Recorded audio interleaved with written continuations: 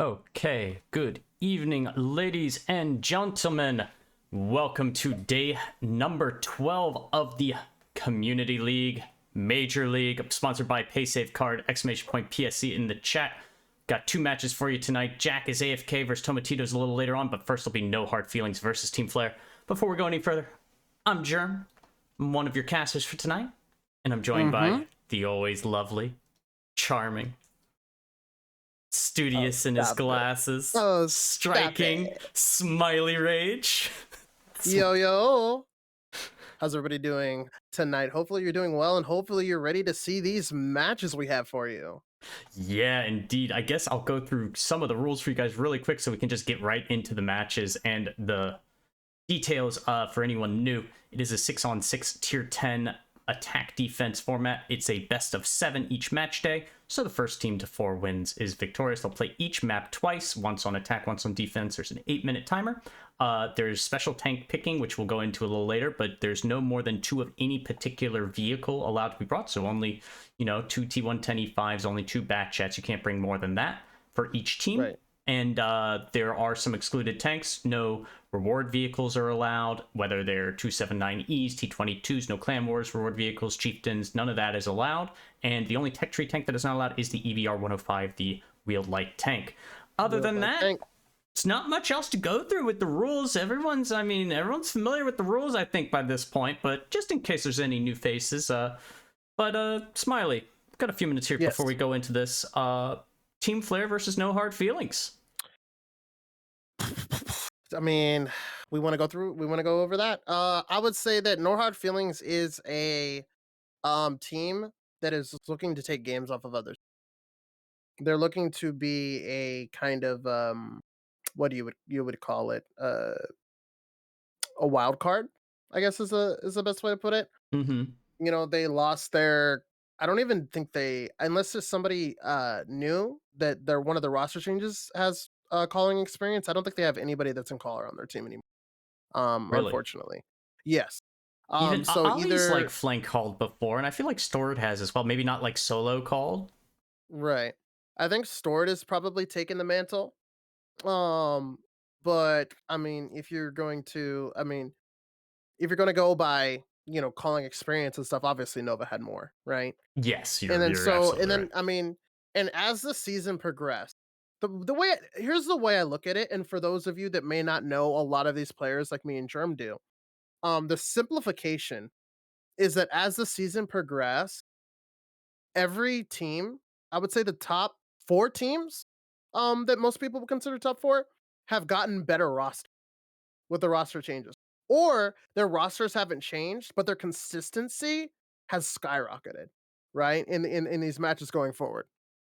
Team Flare is kind of a little bit of both, I would say. They got some really good roster changes. They got Dodo. To be I mean, it's Dodo, right? It's Dodoma. If you don't know who Dodoma is, you probably are very new to the game, or you never watched competitive. And those two are very big possibilities, as the last time we've seen something really major going on is like 2017, right? Which is what he was known for in 2016, I think. When did he get MVP? Was it 2015 or 2016? Oh, it was really early. Yeah, it was something like 2015, 2014. And he was even for many years #1 like PR rating and things like that as well. The meme on my team, in my circle of friends with him, was we're talking to #1 NA, Dodoma over here.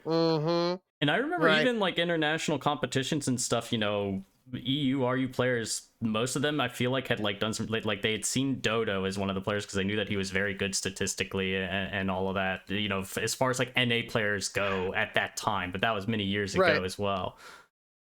But yeah, you're saying Team Flare's had some and they're coming off a rough loss. I mean, they had some good games, but they lost on Monday, and there's only so much time left, right? And they have to kick it into high gear fast if they want to be one of those top 4 teams. And really, I see it as a top 5.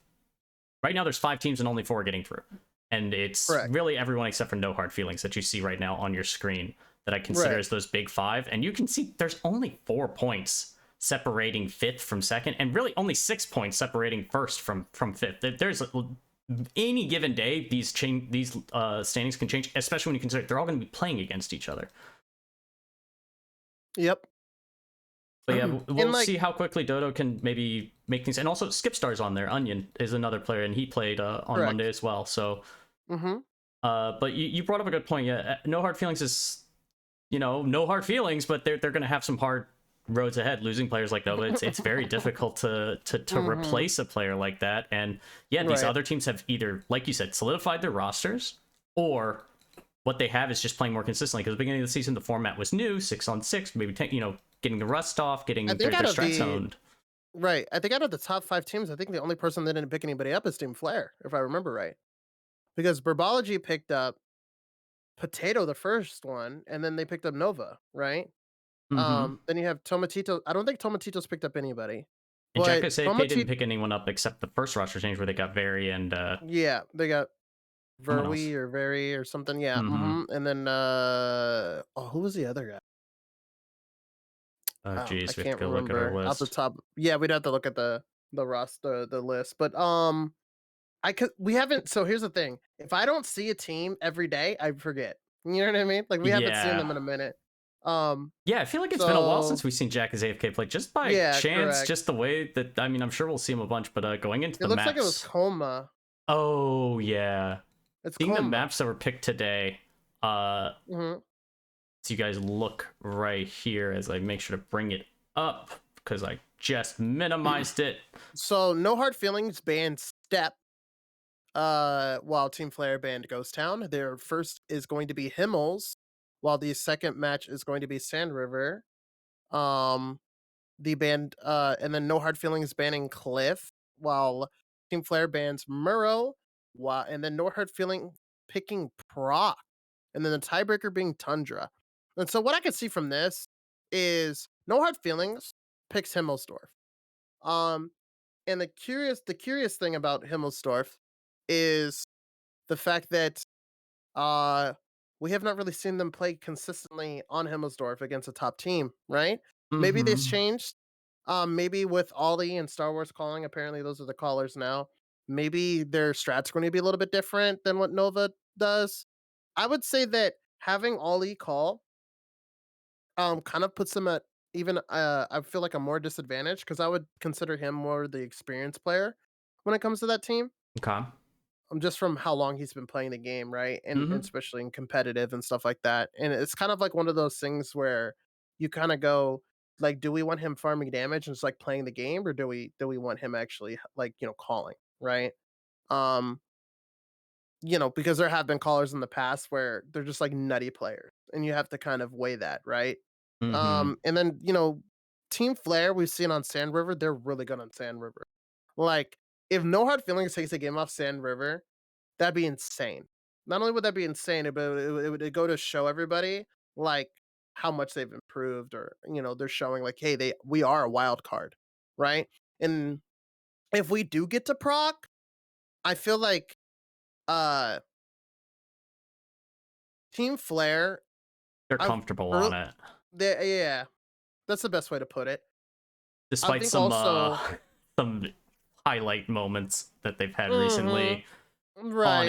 it just a week ago or so. But yeah, it's Himmelsdorf. No Hard Feelings has to pull out something kind of different. I think that Flair, especially adding Dodo like, I think that they're going to be solid on Himmelsdorf. So it's an Mhm. interesting first pick. That they wouldn't kind of let Flair pick it, but yeah, Sand River. I agree with you entirely. I think Flair is a lot more experienced and seasoned on that map, and they look really good on it, and I think they the look problem flexible. with yeah, I think the biggest problem with that they're having with this is like the maps, right? They're not good at maps that can make like really like strong teams struggle on. Now, if no, like Hmm. here's a perfect example. If No Hard Feelings was the best team on Ghost Town, like that would be a really good advantage for them because we've seen some really good teams like FHS play Ghost Town just like we just like what is going on, you know?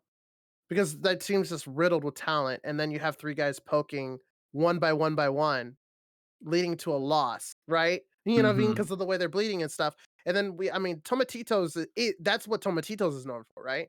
So if No Hard Feelings had a map like Step or Cliff or something, right? And they It banned could that be a better. immediately. And I think Mm-hmm. Flare being very good on Flare in general is good on open maps. They're good on Sand River. They're Yeah, good on Proc. They're good on steps. That's where they're probably yeah. most comfortable. I I think don't know it's about because those Murrow, but maps. yeah. I think it's because those maps require pushing, right? Hmm. Like there's straight pushes. Like they're just because like even people on Team Flare have said that like we feel like we struggle with a lot of like the one on one, and like basically they were saying they struggle on like a little bit of slower play and a little bit of like the one on ones. Like maybe people bleed a little bit too much, but they say that they're when their team is coordinated and they're pushing something, they feel like they're very strong in that.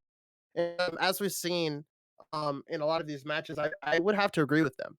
I think that I'm just getting you their focus roboting a fire. little bit. I don't know if I'm roboting or you're roboting. Beep boop beep boop. Now you sound good. The Oh, tank okay. picks have come in for those looking at your screen. You can see the tanks beforehand. I'll tell you a little more about it in one of the following rounds, but this will be Himmelsdorf coming up here. Very heavy lineup from Flare. Very heavy. They have the 150B, but my goodness, double 60 TP. I think we saw them bring that once before. And also we're seeing 705A from No Hard Feelings. It's an interesting tank in that it's I feel like the 705A is either really, really good or really, really bad every time it like goes into a round in these types Right. of forms. Same thing in pup battles too. Honestly, it's like it either just performs like a monster or it's just a big hindrance. It's so hit or miss. Its armor is really good until all of a sudden it's not. And I'm saying Right. its armor is really good in the sense like it's able to perfectly side scrape. It's able to play the right position. But the second it has to leave that niche corner, it struggles a little bit. You can see here Team Flare on defense. So first round starts. And yeah, you are not roboting at all anymore. I think it was just a temporary hiccup. So we good. Good.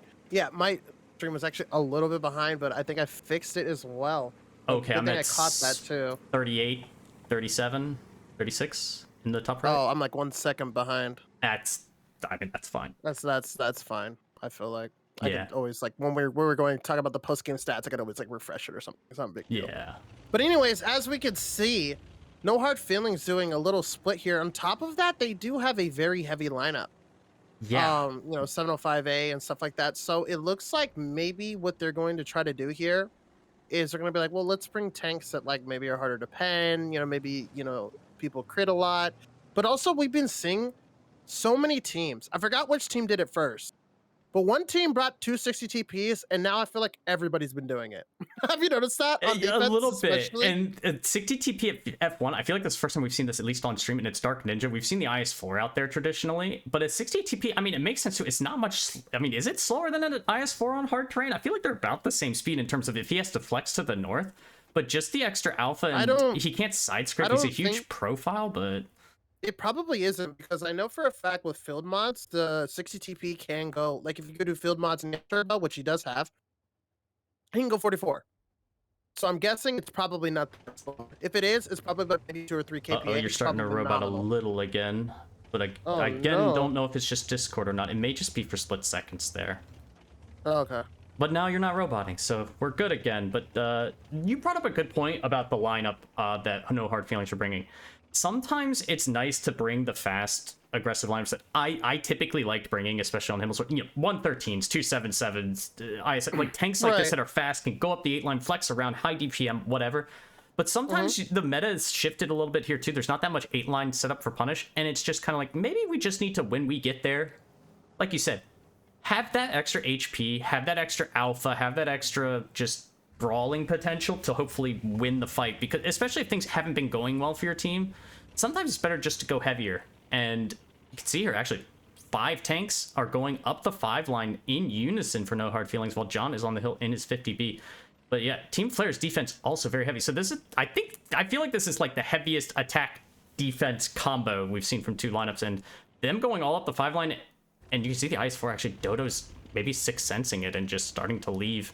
He feels like he could be a potential pick, because they have B0 eyes, and now he knows that no one's there but just one. And here they come in. Star Wars takes the first shot of damage. They miss their shots on the move as they continue through. Bloop gets shot at, takes some punishment in his mouth, down to 2400. They will peel in for Onion in the E3. as he may just try to get away. Here comes the counterplay. The 60 TP from Dark Ninja's on his way, but he's far out of the fight. Bloop trying to get in there, trying to shield Onion a little bit. They need to focus down at Guns Towers, down to 550 HP. And Bloop is just going up and over. Big Mouse, he may try to sit on him. He gets the ram, which definitely guarantees the one-shot. Really nice heads-up play by Bloop. And down he goes. No Hard Feelings down about 3,000 HP in this brawl, and Gold will be next, and down he goes to Nexus. And Bloop is still alive. Bloop was the main focus, and he was the mouse. That was the best thing that could happen for Flare. And now Nexus getting in there in his 60 TP, trying to make his shot count, and he does. He picks up the kill on Ollie. That was an impressive focus fire. Everyone he got tapped 4 times. Now External may be reloading in his 50 TP, but they're trying to get onto Draps. Nope, he still has a few shots remaining.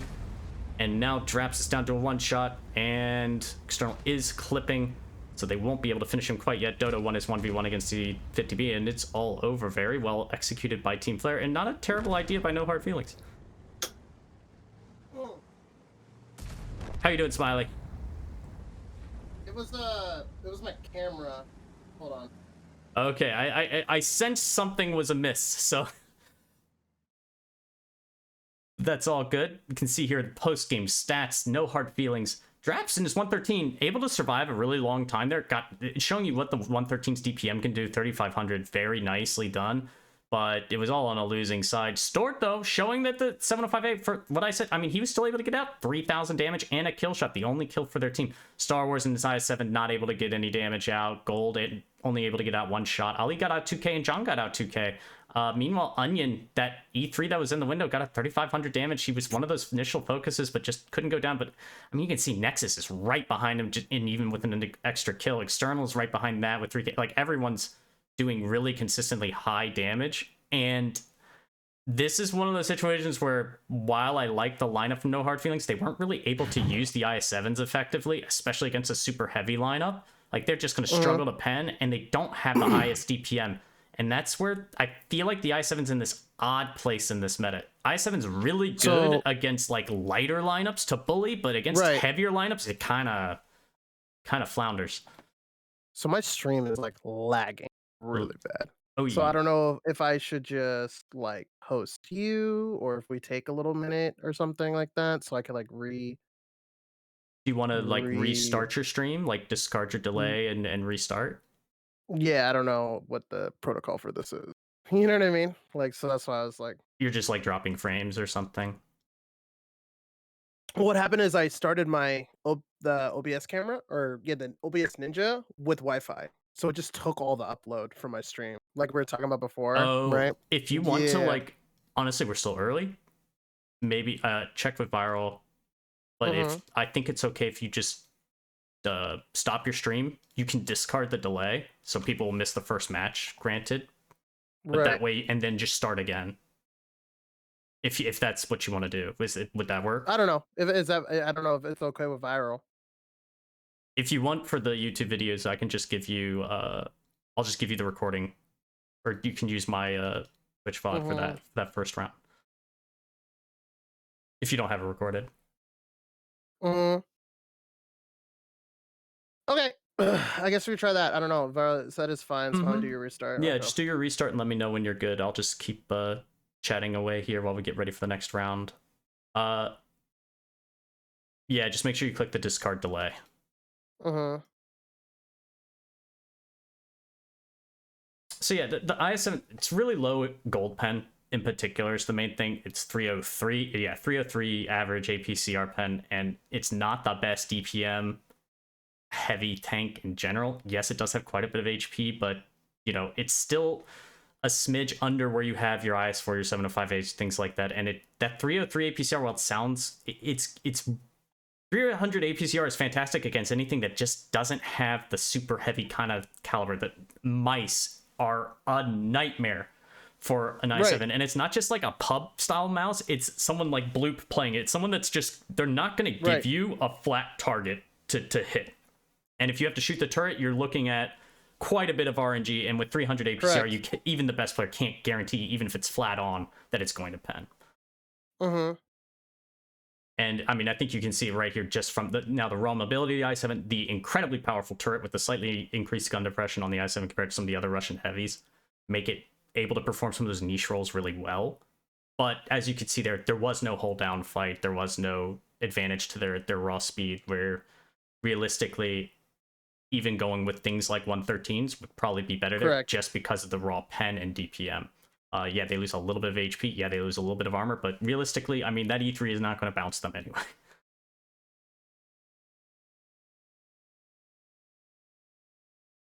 But also, guys, make sure exclamation point fantasy. Set up your fantasy teams. They are locked for tonight, but every night, Monday, Wednesday, Friday, you can set up your teams really easy, and you can win some free stuff. So make sure to do that. My fantasy team has been. I hope it does well tonight, man. It's been, you know, what? Let's see what place I'm in. I'm in 19th. I'm going down, man. It's not good. The things, you know. I need some damage dealers tonight, and I think I put Dodo on my team, and I think that's the only person I picked from this match set. And Dodo, I know you chased down that 50B and you got 2 kills, but it's only 51 points. I need you to step it up a notch. Stay where the other 5 tanks are for me, please. Right, you're like actually upset he only got 51. I didn't pick anybody. I don't know. I don't think I picked anybody from No Hard Feelings. I did not either. I want them to do well, but I also picked Dodo, and then I think I put Dark on the bench or something, just in case like Dodo didn't play, or might have been Bloop, and then I picked Dodo. Smiley, I think you're ready now, aren't you? Yeah, I'm ready now. Sorry. Okay. Just checking with Viral so that they know. Sorry for that little technical issue, guys. This is every day, you know, there's always something that goes wrong or can go wrong, and I promise you that there can be more. Yeah, it was something very simple, and it didn't cross my mind. No, it's all good. Hopefully it's fixed now. If not, we'll deal with it. Looking on the feed now, we're getting ready for tank picks for next round, so I'll go ahead and go through that real quick for anyone new. This is something unique to this season, and it's kind of not being tested out, but this is really the alpha beta test of something like this. And so you can see the attacking team's on the top, the defending team's on the bottom, attacking in blue, defending in red. So the attacking team begins by picking 2 tanks, and they have 45 seconds each to select. So they've picked a Super Conqueror and 60p. Now the defending team picks the next 4. You can see the question marks there. Then the attacking team responds with the next 3. Then the defending, then the defending team goes with 2, and then the attacking team gets the final tank pick. So there is an opportunity for teams, especially at the beginning. We don't think that they were doing too much counter picking because the meta hadn't been settled. But now teams have some teams in particular have definitely wisened up to it and are having better I think so. They're leaving that last tank as a potential flex option, especially. I think that's the biggest thing. Like here is really that last tank, if you're on attack, should be the tank that you're going, well, are we bringing a 50p? Are we bringing a CS? Are we bringing a mouse? Are we bringing... And like you can see right now, just by Flair's picks, they have 5 unique tanks, which means that there isn't, you know, no matter what No Hard Feelings picks, they can pick any tank that they want without being locked out of, oh, we've already picked 260 TPs, we've already picked 2 Super Conquerors. And a very heavy lineup from No Hard Feelings, and they go with an E100 as their final pick on attack. That super heavy defensive lineup, I think that's why you probably saw an E100, because honestly, I mean, what else would you pick? You're just sitting there going, well, we don't need an i7 now. We don't need a, you know, we can go with something slow, because that lineup is not built to punish the 8 line or anything like that, or even B0. So they can take whatever they want as slow as they want. And E100's really versatile. I feel like the thing is, I feel like if you bring an E3, people know what you're doing. And if you don't know that, and you should know what, you know what I mean? You should know what they're doing. They're going to do, it's a hill play. It can be, and it should be. It gives you the option of always having an E3 that can anchor that really strong position. But you can do a delayed 3-line play with the E3, but I agree with you, it's not as good. But that B0 position is just so freaking strong. And the E3 neutralizes those plays from the tanks at trying to punish 8-line from the top of the hill. It's just so powerful, and you don't lose a lot on attack having it. And I remember Dodo was the person that I typically put in that role when I was calling and picking tanks. And there were times back then when he would play the grill or the E3 or even a medium tank sometimes. And, he mastered a lot of those positions, but Dark Ninja will be playing it for Team Flare here. And Dark Ninja's played very similar roles like that before, too. And maybe Dark Ninja, you know, he's a good player. He's a great player, actually.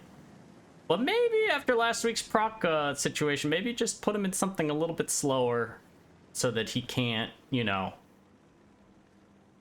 YOLO. And Dark can play that position really well in E3. I think he used to play that similar role for teams that he was on. And Ali going up into this nook that we've seen many times before. I7s go there, E3s have gone there, even 705As I think have gone there at times. It's very powerful, but it can be dislodged eventually. An E3 going up the hill, no surprise there, but they're actually doing a K-line, most likely just vision play, maybe? Yeah, this is, I mean, I would say not surprising, but maybe it isn't. Because No Hard Feelings, I don't think has typically played two-line, or if they have, it's been very aggressive, but they're going up against such a slow lineup. I'm assuming that Team Flare's saying, well, what's going to be out at F1? It can only be one of the IS4s, realistically, right? Like, that's what it would be, and maybe they're just going to go down there and be like, well, let's just see. Is he here? And if he's not, maybe we can kind of make No Hard Feelings move around.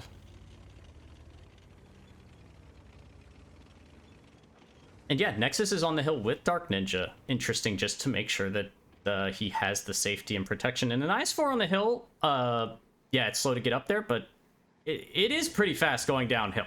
So, as opposed to something like, say, a Super Conqueror up there or a 60 TP. Dark Ninja going up high, trying to spot what he can. Not finding much. We've got a slow little initial here. And you know what? They Maybe have you to be called slow, it. though, with that heavy lineup. Yeah. They're actually backing off from the really 2-line. Mm-hmm.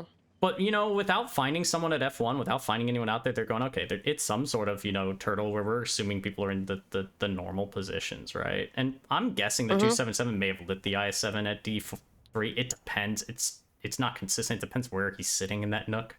But he's already backed off. So I think what they're going to do now is they're going to take Courtyard.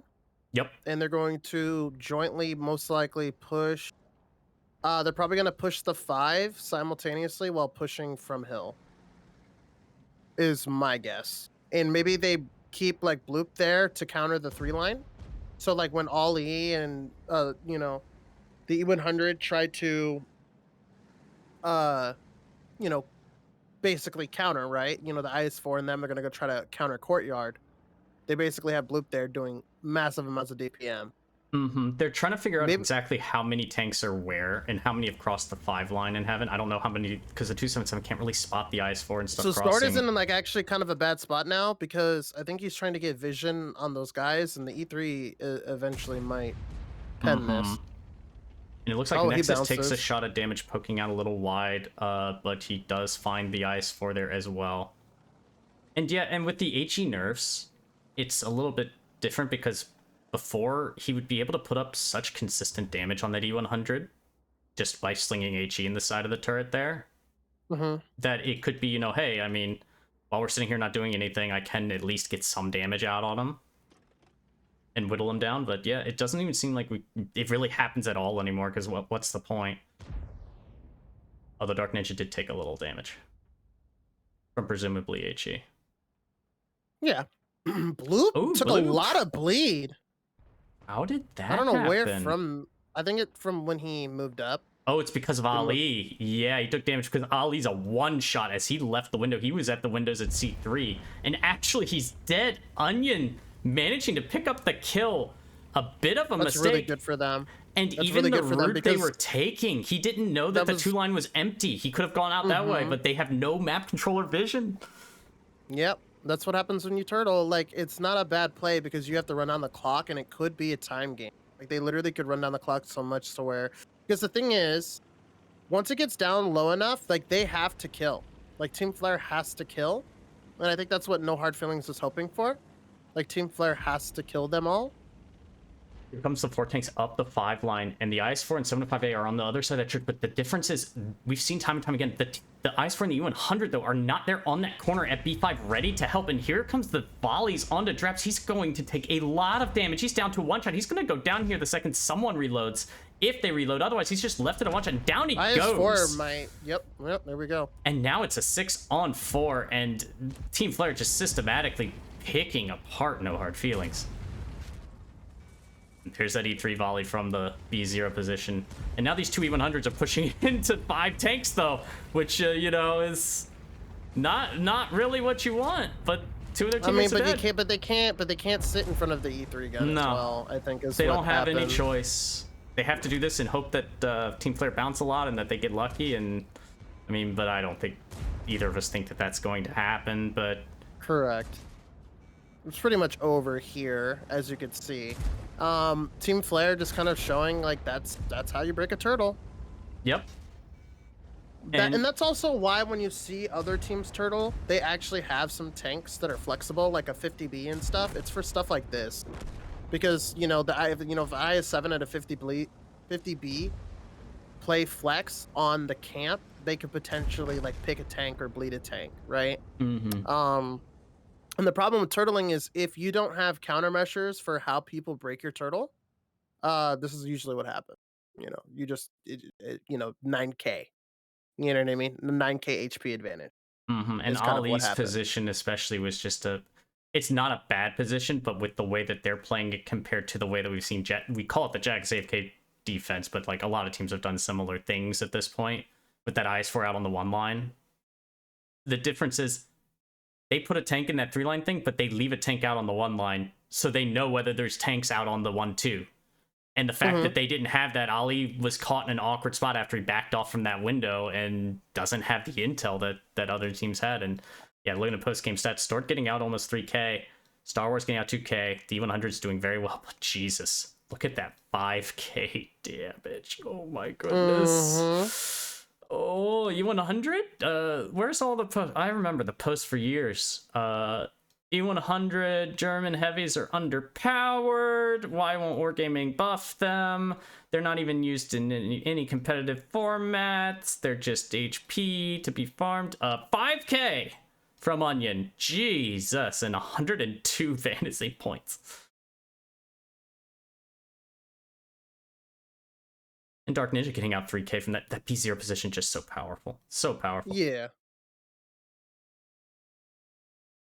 So the biggest takeaway from this is if you're going to hard camp, you have to kind of know how to hard camp. It looks like that they dropped the E3 for a 705A because they knew they were going to do a hill play. Now, I knew the E3 was going to go hill. I didn't know if the whole team was going to go with him, right? Mm-hmm. And they played that correctly because, I mean, looking at that lineup, you don't want to go all hill because that's actually that for them. That's their best. That's the best thing you could do. Yep. You is do that. If No Hard Feelings had a bunch of lighter heavies or light tanks in general, it's like that's when you go all hill because you go, we're heavy, they're not. But yeah, you don't want to go A line against, you're just playing into that 705A W100 and stuff. You're right. You're right. So, and so just seeing that, I mean, it's not as bad as I thought, but I think that they just didn't. The thing is, you have to capitalize on, there's a certain point, like when the Super Conqueror is getting bled, even if you don't have vision on the other tanks, I would just assume you have to make assumptions if you're going to turtle camp, I think. You know what I mean? Because you have to go with what the vision you're working with, and that's they didn't do that. You know what I'm saying? Mm-hmm. So like after bleeding that Super Conqueror and Ollie getting bled, you have to go, okay, well, this just happened. So he's either the first guy pushing or the last guy pushing. And then from there, you have to make your assumption. Well, they're obviously going to try to pick the IS4 and the 705A. So what do we do? Right? What do we do? And they could have done it's kind of comes down to, do they have anything planned, right? After that initial stage, or do they just stay there, right? It's not the worst thing. The problem is now they're going to Team Flare's map, and not only is it their map, it's a map where they have beat what most people consider the top teams on it. Yeah, and this was, like you said, this was No Hard Feelings pick, which means correct that this is the map that they probably practiced the most or had the best strats for, what they felt like would work the best, and they were pretty systematically destroyed on both attack and defense, which doesn't bear well for the future of this. It's probably going to be a very quick 4-0, even on Sand River, which, like you said, you said you were talking to some EU players and something like, well, how do you win Sand River attack? And it was like, you don't. If they're good, you just don't beat Sand River defense. But I think Team Flare can win it. But we've seen time and time again. We've seen it time and time again where actually teams have. Yep. I think what it really comes down to is at the end of the day, this game does have RNG, you know? Hmm. And all it takes is like the defensible Kronwagen that's supposed to be for one cap resets catching on fire or something like that. And it's Hmm. just GG, or the T100 getting picked, or your aggressive STB getting picked on the crossing. There's so many things that could happen because at the end of the day, this isn't, you know what I mean? This is World of Tanks. This is World of Tanks. Uh And we've said it before too. It's like, you know, you can play really well in the last 10 years, the last 5 years, the last half a season, but technically this round is just starting, and if you do something stupid, if you make a mistake, you can be punished right. for it very fast. So it's you can't rest on your laurels. You have to still perform. And yeah, we'll see here with the tank picking. It looks like it's just about to start. Yeah, you said No Hard Feelings trying to play kind of like the spoiler team, the wild card team, trying to do what they can with Mhm. kind of a bit of a rotten hand they were dealt, but they were able to escape relegation. So, but Team Flare, they need this win. They absolutely need this win, because if they didn't win this, they would be in a lot of trouble, and they still may not. Like, I mean, they're only up 2-0. I don't want to jinx them or anything, but Right. they really need to put some points on the board, but they need more than just beating this team. Tank picks have started. Got a Kronwagen immediately from Team Flare. Yep. Two VZs and 113 in CS so far with Team Flare, while No Hard Feelings on defense picked two Super Conks, an IS-7, an STB, a Batchat, and a Kronwagen, and it looks like their last pick is going to be a Batchat. So we talked about at the very beginning of the season, because the VC had just come out, what, like 2 weeks before the start of the season, 3 weeks. Yeah, So it was still very new, and everyone yeah. was very big on it, and they still are. But I kind of like the first match day or two. I think we said pretty much every single map it's two VZs per side, no matter what the map was. But Mhm. since then, it's moved away from that. I mean, there's still maps where they are, but even those last two Himmelsdorf games, we saw no VZs because teams went heavier. And part of that heavy meta shift is maybe to try to help counter tanks like the VZ. But here we have Team Flare bringing double VZ and No Hard Feelings bringing zero. And I think it's because at the end of the day, I feel like if Team Flare's on attack and it's a Sand River game, I feel like other teams need to start making notes. You know what I mean? Mm-hmm. Because I don't know the statistics, but I feel like this team actually has the highest chance on attack. Just like from the matches I can remember, it's either them or Burbology. Those are the only two teams I feel like we've seen consistently win Sand River attacks. So whatever they're bringing, like I feel like other teams need to be like analyzing it, going beep beep boop boop boop boop. Like what can we do to like win the attacks? Because Sand River, I feel like for a lot of people is a 1-1. But the Yeah. thing is, Yeah. what we've seen is like we've seen Hyper Team aggression here from Flare. Flare. Look, here's your notes. What's your notes? Look Yep. at Dodo and Bloop, followed by Onion. They're just going straight up the gut right at the beginning. The CS is hanging out in the north. They got a Batchat in the south. Nex is taking some damage, though. And think about that clip potential. 440 times 3 and then 490 times 4. That's They can insane. delete one of these heavies potentially. Mm-hmm. But it is unusual too. No Hard Feelings having 3 tanks there. That is not common for an initial, but maybe they're just kind of sniffing out a bit of what Team Flare could possibly do. Dodo's gonna get all these lights. All three of these guys are lit now. And if they see that IS-7 is where he is, those two VZs may step out and try to hit him. He actually didn't light the guy in the back. Oh, there he goes. He lights him now. And now are the VZs going to pounce? Are they going to pounce? Because they may. They may, because what are they going to only take? 2 shots in return? And there they go. They're going out and they're starting to double tap on the gold. Looks like they've landed 3. But yeah, that is a lot of punishment in return. Dodo actually goes up and over to try to help finish, but he bounces a shell. Die here? He does bounce. Oh, he actually gets a ricochet from the STB. The STB's going to try to free farm him. It's not a guaranteed pen, but he does get him down to a 1-shot. Can he be shielded? Can he be finished? He may go down here. We'll see if Draps can get the finish. It's a really low chance to pen, but he is unable to get it. So we saw it. We could see everything, but Team Flare just not able to see it quite as fast because of just the way detection and spotting works. And they went for it, and it did not. You said, yeah, they took a little too much punish for that. And look at External. External's down here cheekily just kind of keeping John permalit and just maybe waiting to start firing.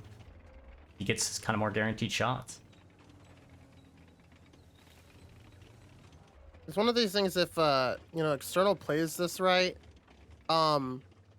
maybe what he could do is he could set it up to where he's shooting this guy in the turret, and then Ah, he could look at him have waiting. Oh, he shoots the mound. Oh no, mistake. He's gonna get lit for that instantly Mm-hmm. too. He gets one shot He off. If waited. so the thing is, Dodo could maybe potentially shoot this guy in the side turret while he's doing this. Like I would have set it up to where, like Bloop and Dodo maybe get shots on this guy once he backs off and he looks at me. Because like Mm-hmm. that would be the best way to bleed that super conk. If you bleed that super conk like that, then he can move. If the super conk actually dies in that scenario, then he can move up to those that tree bush line up there on the rocks, and then he just starts farming the Kron and Nice super conk. snapping It's from Dark basically Ninja. They're getting GG's. big. This is the reaction to that bat chat in the south. Is now No Hard Feelings is going to push.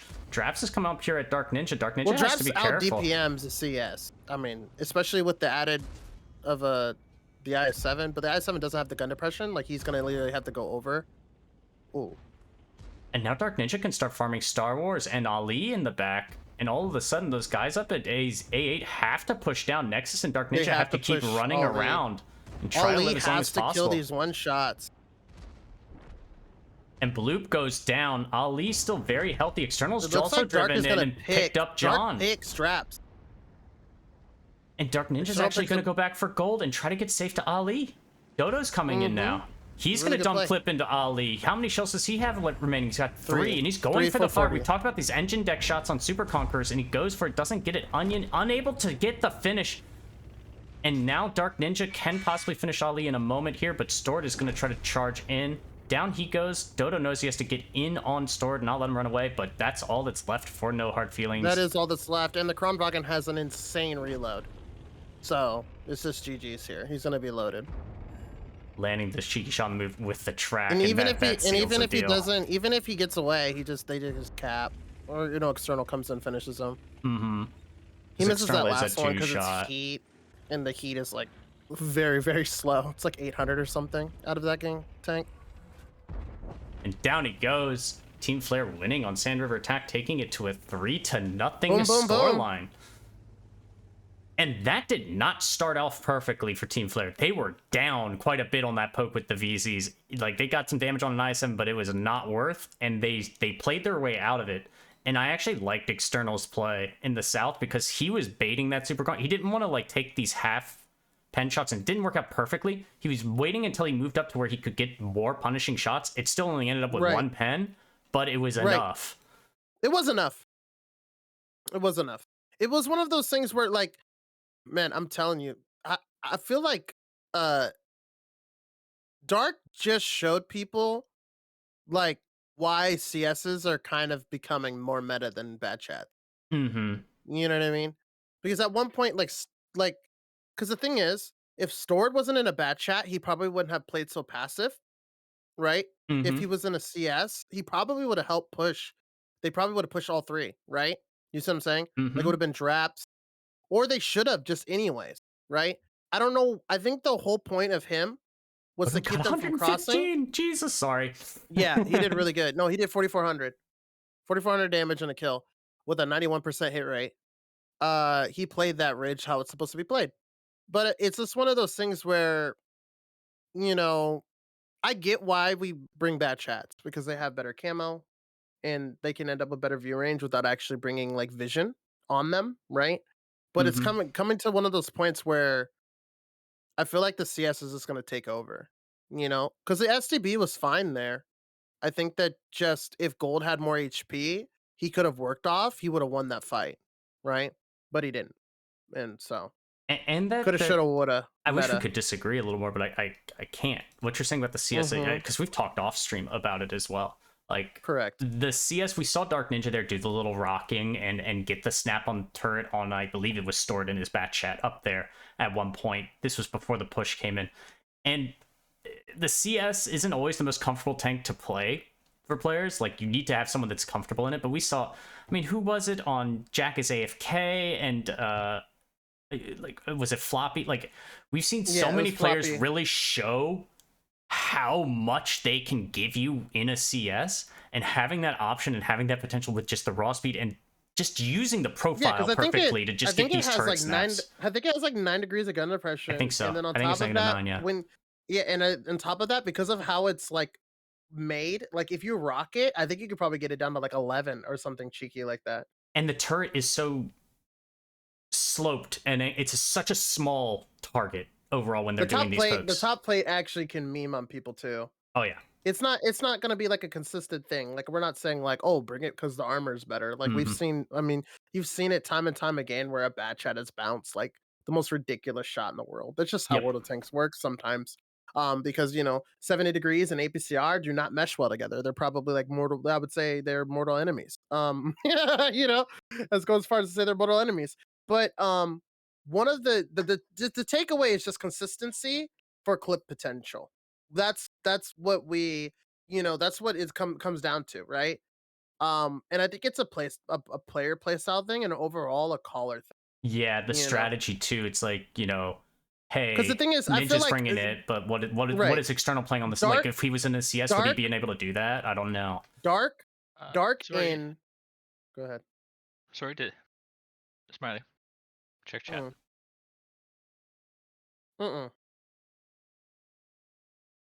Oh.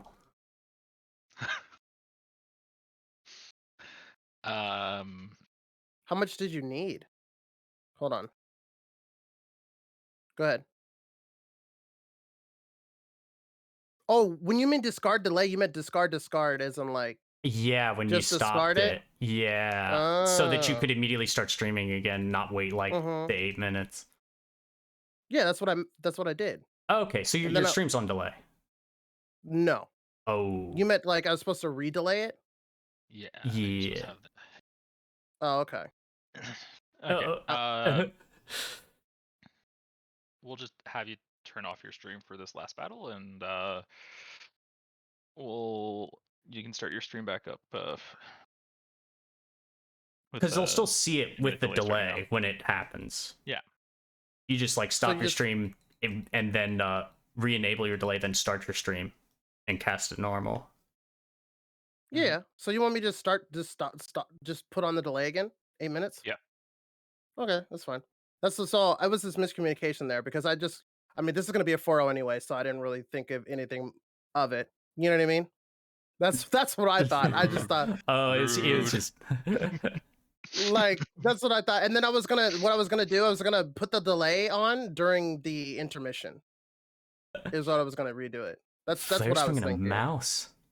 Because the thing is, like, if this was like FHS versus Barbology, I probably would have did it. Well, don't forget, it's still like time travel. Like they're not seeing it until they're still hearing us when we're talking just 8 minutes in the future. Right. You know what I mean? The problem is like I'm gonna be offline for 8 minutes, right? Yeah. Yeah. And then so that's what I thought. Because I'll be Smiley, they're hearing you in real time. No, I know. Well, they're not hearing me now because my mic's muted and you guys are muted them. Oh, they're hearing you on mine.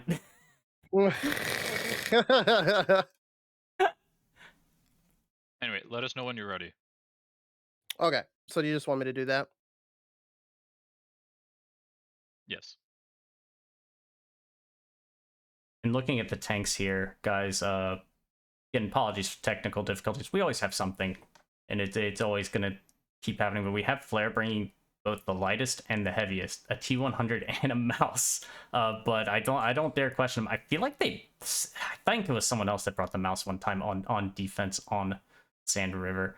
And the T100 on defense, we saw it at the beginning, and I think it was Dark Ninja that was playing it, but it's worked and it's not. I'm not crazy about it, but I think it worked out last time for them, and I like it more on attack, but just depends what you're trying to do. But double bat chat T100, that is really, really light. That they are planning to try to gobble up South, try to do something.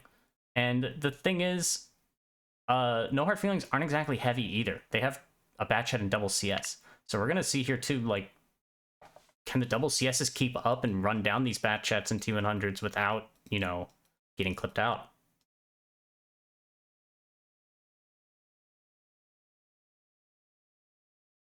Whatever happens, I just hope that Dodo's in the tank where he can farm a lot of damage, because I need him to get some more fantasy points.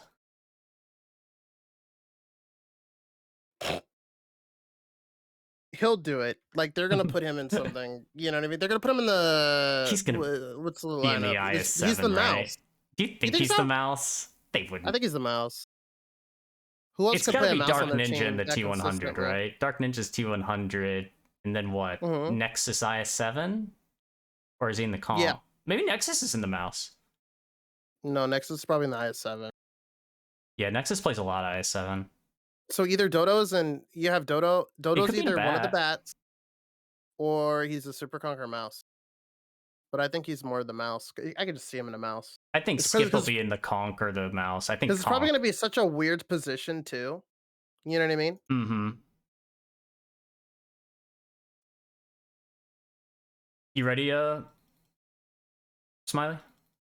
Oh, I've been ready. Yeah. Oh, okay. I mean, it's just like 2 buttons. Oh no, it's just I think Viral wanted to double check before you went into game. Oh, yeah.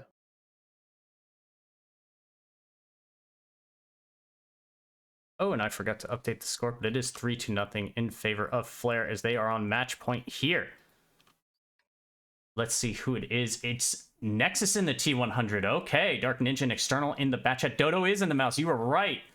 Skip is in the i7. That's Onion and Bloop in the Super Conqueror. No Hard Feelings lineup, though, is not. It is a pretty light one, but again, they're going up against pretty light adversary. I'm interested to see how they play double CS bat chat. Nothing is the slowest tanks they have are IS7s, which are not slow, especially if they're just going long distance straight line in a certain direction. It's really just their maneuverability that's somewhat poor, especially on the poor terrain. But from point A to point B on maps like Sand Rivers, like just crossing from their spawn to C8, it's pretty quick. Nexus destroying a bunch of rocks as he goes towards the south, looking to get some eyes in his T100. Actually, not just knocking down those trees. I remember back in the day, sometimes we would knock down those trees, and Dark Ninja spots all 3 of the heavies for No Hard Feelings, getting the eyes. Double I7 and Kronwagen are lit. They don't know where the other faster movers are, but External will get his first clip out here on Draps and Stored as they come in. Bat check gun is a little bit rough at times, and that one hitting the barrel. He gets 2 to pen. Will he get the 3rd? He does. So he goes 3 for 5, and now he has to drive away, and he has to just go for it and hope that they miss. And one of them connects, but doesn't do damage. Welcome to Bat Chat Tracks. So, No Hard Feelings kind of having the same initial, but without a Kronwagen with the IS7s. I don't know why he's there, but he is. Also, I don't know why his HP is so low. With field mods, his HP shouldn't be. I think it shouldn't be. I think it's 2k normally, so does he just have normal hardening on? Well, there is only one hardening. I don't think he has hardening on. Oh. Or he doesn't have the field mods. Is it possible that he has 21? Wait, I thought the Kronwagen had 2k by default. Yeah, you're right. So I think it's his field mods. I don't think okay, so no hardening. Yeah. Okay, now I understand. Mm-hmm. It's all these lovely little math games that you play as you try to figure out what the exact loadout is, because there's so many options with the field mods. I mean, there's a lot of options, but then there's kind of like, only one option when you're looking at some of the field mod options, but there's just so many additional customization options as World of Tanks kind of increases in age and additional patches. Nexus here, T100, it looks like he and Dark Ninja will be heading out. External is a little bit behind him, but we'll catch up. So they're trying to make this flex happen. They need to make it happen well before any sort of push would happen in the north. The thing is, Dodo's in a mouse. He's pretty beefy. He hasn't taken any shots of damage yet. And facing double IS7 CSs, like, even the Kronwagen, I mean, that's really the best gun they have. Now Nexus can start plinking away at gold, but that may trigger something. That may make No Hard Feelings do something, and now they're realizing External's starting to head back, because doing that just starts a push. It will trigger something. They're lost. But anyway. But it looks like, yeah, Gold took a lot of punishment there, because not only did he get lit and get shot by Nexus, but he also got shot by one of the bad chats, I believe. I think they were probably communicating, 3, 2, 1, let's take the shot, which is smart. Yeah, so he's going to get picked here basically for free. I mean, Ollie does have shots, but he'll only have shots on this bad chat going over, like, External, and if he's not the only one here, which he isn't, I mean... Oh, looks like they actually sent people back to help him. Yeah, External they did. Taking 1 shot, and then... Oh, 2 shots actually here, and then leaving. Gold looking to get some shots into him. I don't know why he's doing that, but... Oh, it's because they're pushing. They're just pushing, and External's just flat out running, and he's not going to have anywhere to go. And I think now that he knows the i7's coming in, he's just stopping and trying to make sure that he gets his last couple of shells out for damage, because he knows he's going to die. Oh, right? Lee is one shot, and he's gonna get taken out. Down. Wow. And now they're just kind of running around crazily. External just trying to live as long as possible. He's done his job. You know, Gold being alive is unfortunate for them, but they've lost so much. It's just over. And now Dodo, I think, in his mouse on the other side is just simply dumping up and over, and he's picked traps, and it's GG. It's a mouse. It has an insane amount of HP.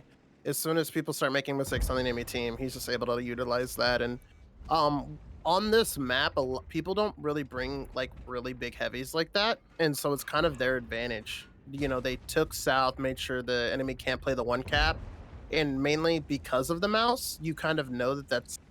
To me, if I see a mouse, I would have assumed that they were going to play really aggro on the one, because if you have a mouse and you let the enemy team take the one cap for free, that's kind of bad for their end. Because, you know, what's the mouse going to do? Get farmed as he crosses? You know what I mean? What's he going to do? Be the sniper reset for them? Like, I don't know if he could, can he sit at like F0 and like snipe the whole cap? I doubt it, right? I don't know. Maybe nobody's tested it or not. I just don't think they had any answer, though, to stop the eyes on cap, because they only have one batch that can even get on. Right. And so it's just like, of course, and they brought a T100. So, of course, the T100 is going to make sure that, you know, they do the south, and they basically just wrapped around the, enemy team. And it's just GG's. Yeah, the mouse is a very strong, like, against all of those vehicles, the mouse is really, really strong. Like, none of them have high, I think the highest pen would be technically the bat chat. His heat shell would be the highest pen. And I know that most of you guys in chat have played bat chats, have played some of these takes before. If the best counter you have on your team to a mouse is a bat chat, you're probably in for a bad time fighting the mouse. Down he goes, and Team Flare wins it 4-0. This is a very surprising set of matches. I actually predicted No Hard Feelings with 5-0 Team Flare here, and it's a very upsetting that did not happen.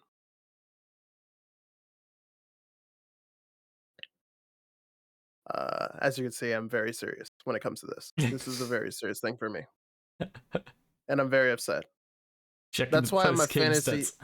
Stored. That's why my fantasy team, I had almost all of No Hard Feelings picked. I had Stored, Ollie, you can only pick 2 from one team, so sadly I could only pick those guys. But I would have picked the whole roster if I could.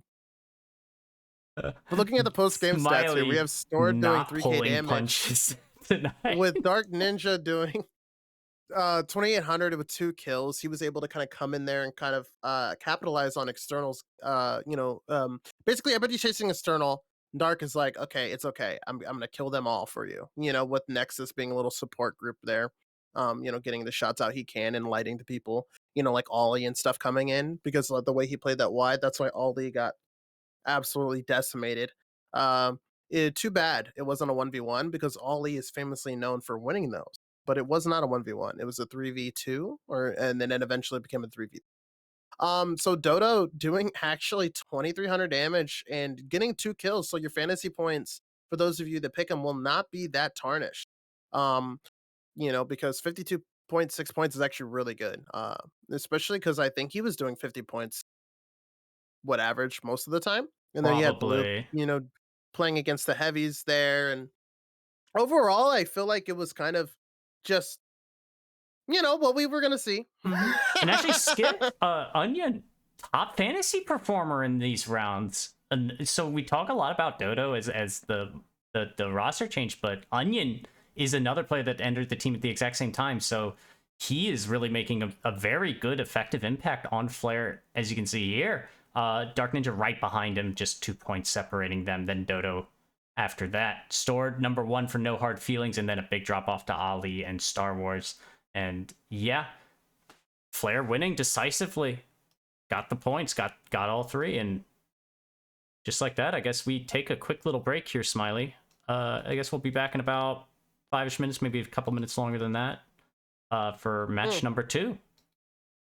It'll be Which Jack is? AFK versus the Tomatitos, the Tito's, if you will. But yeah, we'll see you guys in a few. We'll turn on some music and yeah.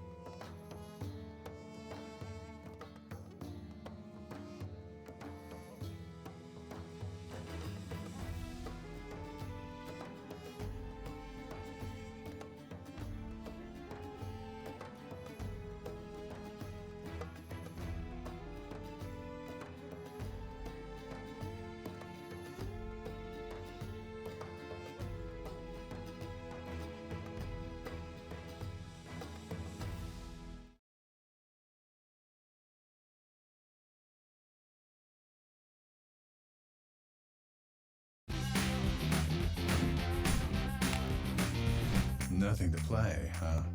Don't worry, you have Paysafecard. Paysafecard is the best payment method for gamers. No credit card or bank account needed.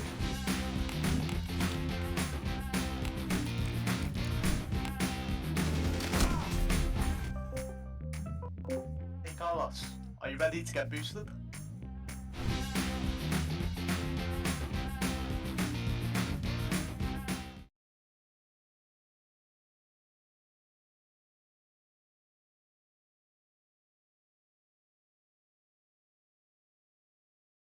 Welcome back, ladies and gentlemen, as I remember to unmute my mic. I am Germ, joined by Smiley. We're ready for match number 2 of day number 12 of the Major League, sponsored by Paysafecard. You just watched their advertisement, !PSC, in either my chat or Smiley's chat, and you will get a link to them. Lovely group of people, lovely company, lovely sponsor making events like this possible. Appreciate their support. Yeah, welcome back, everybody, ladies and gentlemen, as I unmute Germ and unmute my mic. No, I'm playing. That was they caught a little bit Paysafecard. of that. Guys, I'll repeat real quick for those on Smiley stream. !PSC in the chats. Yeah, we appreciate them as a sponsor. Make sure to check them out and give them some love. We appreciate them. We're getting ready for match number 2 of the Community League, day number 12. We're going to be seeing Jack is AFK taking on Tomatitos. Smiley. Yeah. What do we want to? How do we want to do this? Do we want to talk about Tito's? Want to talk about Jack? What are you thinking? Depending on the maps that they play, you have Tomatitos with like they've won 75% of their proc games. Apparently, they've won 100% of the rivers. I don't know if that they picked, those are the top picks, right? Proc 75%, Sand River 100%. They don't play Murrow, and Jack doesn't play Steps, right? Right. But so both teams kind of like Sand River. Ghost Town's kind of interesting. I feel like this is actually backwards.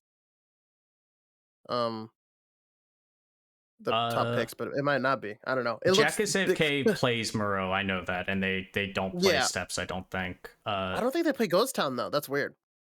Maybe they played it on the other stream before. That could be the case. True. And it's 50%, could be just they played 2 rounds or something like that. Well, no, that's top picks though, so I don't know. This is weird. I don't think I feel like Himmels would be there, right? Yeah. I feel like that'd be Himmels. Yeah. Because we see them play Himmels all the time. Yeah, and looking at the rosters, Jack's AFK's had a bit of a turnover, adding Very and adding Coma a little bit later on, I believe, into the season. Had some rotations of who was playing on certain days. Some days Captain Jack actually wasn't AFK. And meanwhile, the Tito's pretty consistent with their roster, right? I think they made a change early on, but I mean, it's mostly just been, Sebastian Fluky, Hector, Lux, and Sheep most of the time, and then usually Serve, I think, is the other player that they play most of the time. Yeah. And I mean, I don't think they really had to. I mean, the fact that here's the thing, they're calling in Spanish, right? And they're communicating to each other in Spanish. So I feel like there's not a lot of guys out there. You know what I mean? True, right. And they all know each other. They've played with each other for a while, and and I think that Pirona, I think that he's played a round or 2 here or there as well.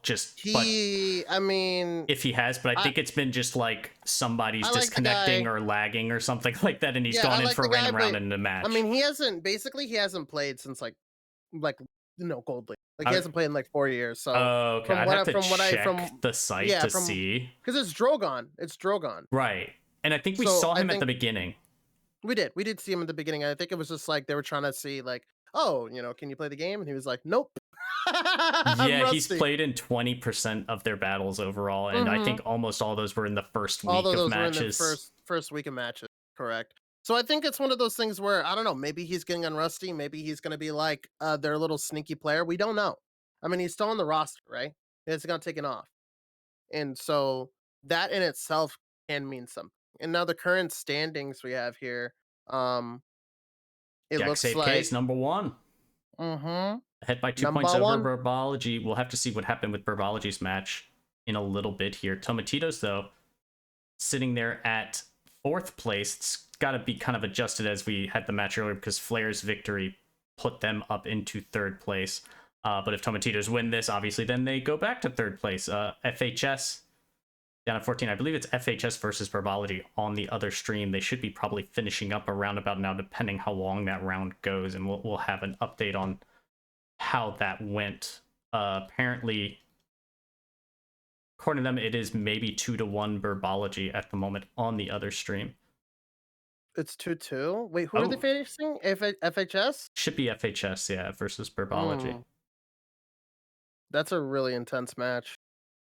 Yeah, all these are really intense matches. I mean, this can be an intense match too, because Tomatitos This one can go either way too, right? JackieSafeK's been really dominant at times, but then there's sometimes where it feels like they just kind of don't show up.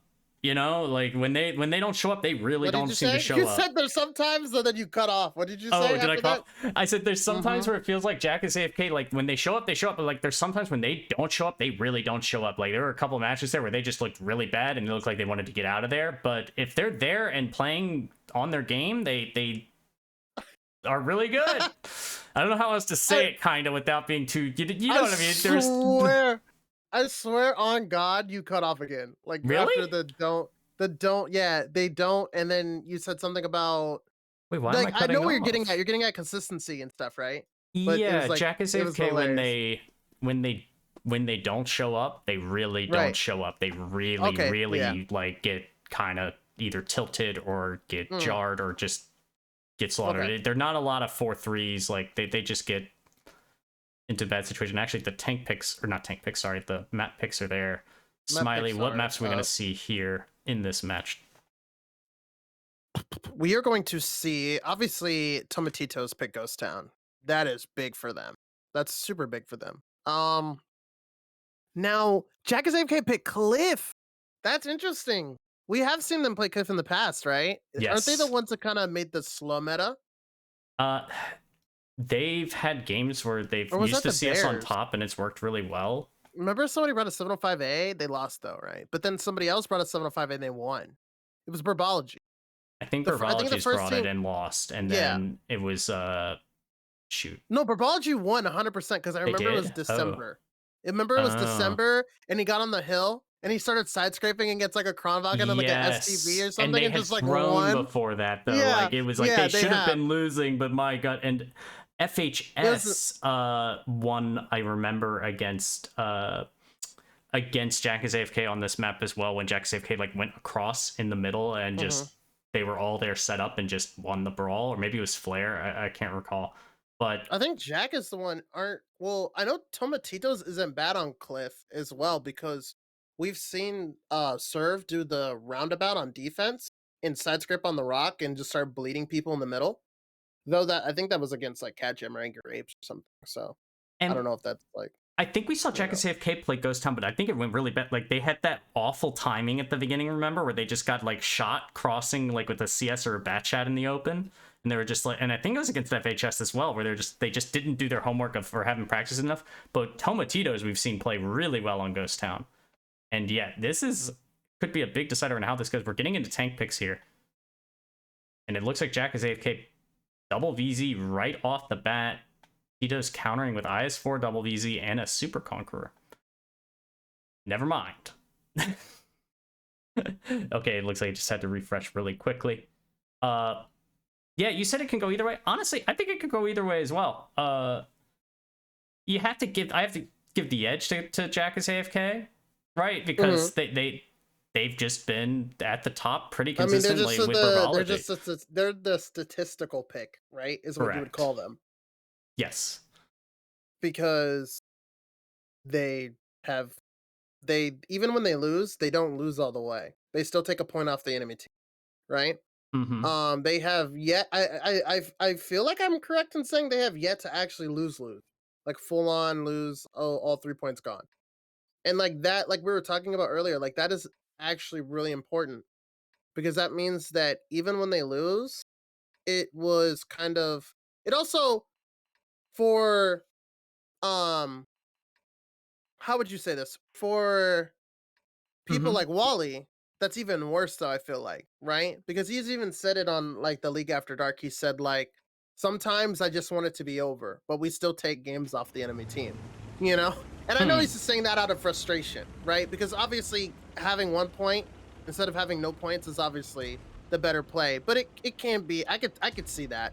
You know what I mean? Like, you know, you're gonna lose overall in the big picture, but you're still playing games. But that's also why they're some of the best people to pick for fantasy, because they play so many battles, even when they lose. And that's also why people are more likely, if you actually want a little fantasy tip here, you know, if Jack is AFK is playing against another top team, it's really smart to pick people from both of those teams, because most likely they will play a lot of battles. Now, they might get mad at me for saying that, but that's just a you know, a statistic. Yeah, I obviously haven't talked to Wally about that, but I would say, I mean, no one enjoys losing. I mean, you know, but I would say, like, you need to have the mental toughness, fortitude. Like, dude, if you're down 3-0, you're down, like, whatever, it doesn't matter. You're here, like, you need to make the most of it. And especially, there's nothing better than that feeling of then coming back and even taking a point. You maybe don't feel like you could, because the point of seasons like this is you need to get results. And Sebastian getting absolutely demolished there with the VZs from Coma, Super Conqueror, They're and trying Wallace. to keep Hector back. Hector shooting the ground there. Unfortunate. Coma is probably going to look for the Sebastian. He's just going to pick him. Yeah, boom, bye-bye. they don't have an answer to that, and Tomatitos are down a gun right at the beginning as they cross into the cap, and now, yeah, the VZs are reloading. Ox, I believe, is loaded. Hector is loaded as well, and they will exchange fire. Hector he hits the ground gets again. one, but takes 2 in return, and now Fluky will start shooting into Coma. He tries to suppress it. He will take 1 shot as he crosses. Fluky is actually crossing here to try to get this crossfire on Coma, so Coma has to back off. Coma's not backing off, though, and obviously the bat chat is words are hard. The bat chat, it was clipping Fluky here in the back, but he actually got safe here. Yeah, the Jack is AFK controls the outside very dominantly. Correct. But it's a bat chat that, you know, kind of has, you know, it's not always going to connect. But here you can see Floppy coming around. He will shoot Sheep once. Sheep goes down to a 1-shot for most guns, but Vary's down to 66 HP. Sheep drives forward. He gets his next shot out as he tries to shield. He knows that there is no getting out for him. And down he goes to serve. That driver's hatch buff, unfortunately, gave him a bounce. And Tito's on the rails here. Maybe they've just buffed the shoulders. Jack safe. Okay, we'll take this first one. What I was trying to get at before was part of, like, being a top team and just in any competitive environment. I know that there's you know, you can look at any professional sport, baseball, soccer, football, whatever. It's not about, you can't be a perfectionist all the time. You can't, like, play your best 100% of the time. What distinguishes, like, really good teams from, like, legendary teams is being able to get results, get points when you are not playing your best, and knowing that there are going to be days like this season. I mean, we're on match day number 12. There's gonna be a day there where you do not play as well as you can. Someone's gonna make mistakes. It's going to happen, but you have to be able to then get results out of that. That's really, really important. And looking at the post-game stats, Coma, my goodness, what did Coma do, Smiley? Yeah. What did Super Conquerors do? Really well. They did do really well. They just DPM machine 4,005 damage and 3 kills. Wallhacks only 3k damage, but 3 kills as well. That's all 6 kills between the two of them on Jack is AFK. But Floppy and Ox still putting out more than 2,500. Very getting out 2k. Brett in his batch on the outside just couldn't connect that many shells. Only 1 connection. Fluky, yeah, less than 2k. And I mean, that initial punish on that crossing just pretty much sealed the deal for Tomatitos.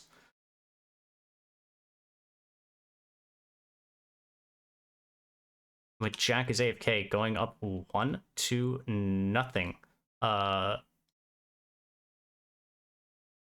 Yeah, it's, I mean, we've said it before too, Smiley. Like, you've lost a lot of games. I've lost a lot of games before, right? Like, you know, it's never fun. But, like, what are some of the things that maybe you could give to people? What are some, like, mental strategies and stuff, like, when you're, like, maybe not feeling like playing, or you're in a bad mood, or you're losing? Like, how do you try to, like, square yourself mentally to perform well?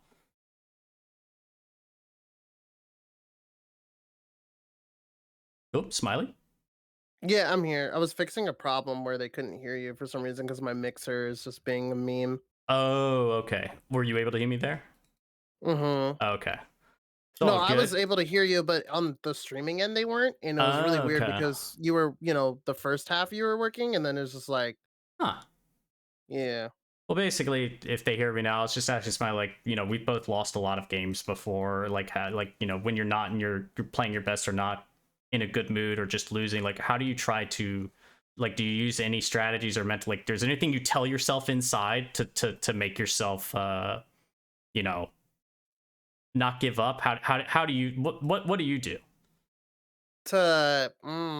Your teammates are all dying, or your teammate in a competitive format does something stupid and you're behind. How do you mentally try to? I feel like when it came to competitive, I never tilted. I just got mad at other people for doing dumb things, or I'd get mad at myself, but I wouldn't tilt. Does that make sense? Yeah, But I tilt in sure. pubs. I think it's different because the thing is, in this, it's like your team is getting outplayed, not just you specifically, but sometimes it can happen where you specifically. Right. Yeah, you're sitting there fighting another heavy on a corner and you're bouncing and he's penning you and you feel like an idiot. But in pubs, I get RD'd by 3 people. It's just like, okay, now I'm just like, I don't want to play the game anymore, right? Like, it's different. Like, there's never been a time, I don't know. Did you not just get RD safe or dodge? Okay, dude. Okay. Hold on. Sorry, I'm gonna switch off that scene. Let's go ahead and turn off the webcams for a moment as we basically Twitch chat in a nutshell there, right? For World of Tanks streamers, yeah, it's true. I know what I was trying to say is there has I've never been in a scenario where I'm playing competitive and been like, I don't want to play anymore. You know what I mean? Like, I just want to lose and stuff like that. And I don't think I feel like the teams that have the mentality aren't in the league anymore, right? They've been DQ'd if they were. I'm not saying that the teams that obviously lost, they had that mentality. I'm just saying that it's more probable. Right. And it's hard to get to this point if you have that mentality, for sure. Like, it's really difficult to just persevere to this, because that's, I feel like, a lot of teams when they just kind of start off, maybe casually, it's a bunch of friends from a middle tier clan or middle tier players, and they just start playing, and then they start losing, and they maybe just tilt or start hating each other and start hating, this isn't fun, and they just kind of can't persevere through it. But going into round number 2, JackSafeK up 1-0, double VZ again. But Tomatitos going for the double 113. You've been not the biggest fan of the 113 in this format, but I'm actually kind of surprised at how few 277s we've seen overall. Like, we see it sometimes, and you can see Wallhacks is playing it here, but is it just too light of HP and too easy to pen?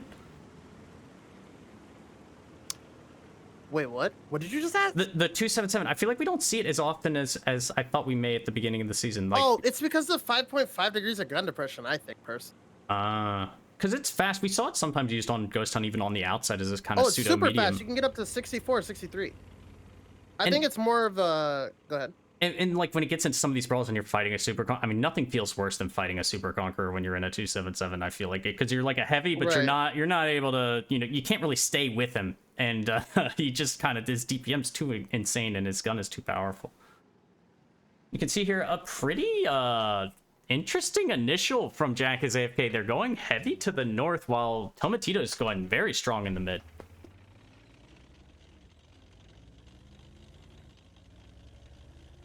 Ox and his bat chat playing the weak side, just making sure nothing cheeky was happening as he starts to disengage, and looks like they were going to send the 277 and VZ maybe up to A4 even. That's a really aggressive play. I don't know if they're going to actually do that or not. Bit of a dip out there that they could be playing as well. Ox is very sectioned off from his team, but takes a long time to get there. It would have to be the CS. Yeah, you can see Wallhacks there in that little dip, but now he is starting to press up, looking for that shot on the road, and he does connect his first shot into Luxon.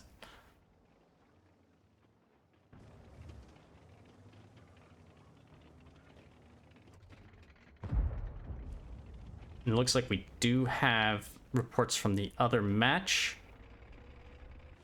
Looks like Burbology, it was not 2-2. Okay, we had a mess up before. Burbology has won 4-1, so Burbology was victorious against FHS. And Wallhacks shielding Very goes up. He does take a volley, but only one penetration as he gets up there.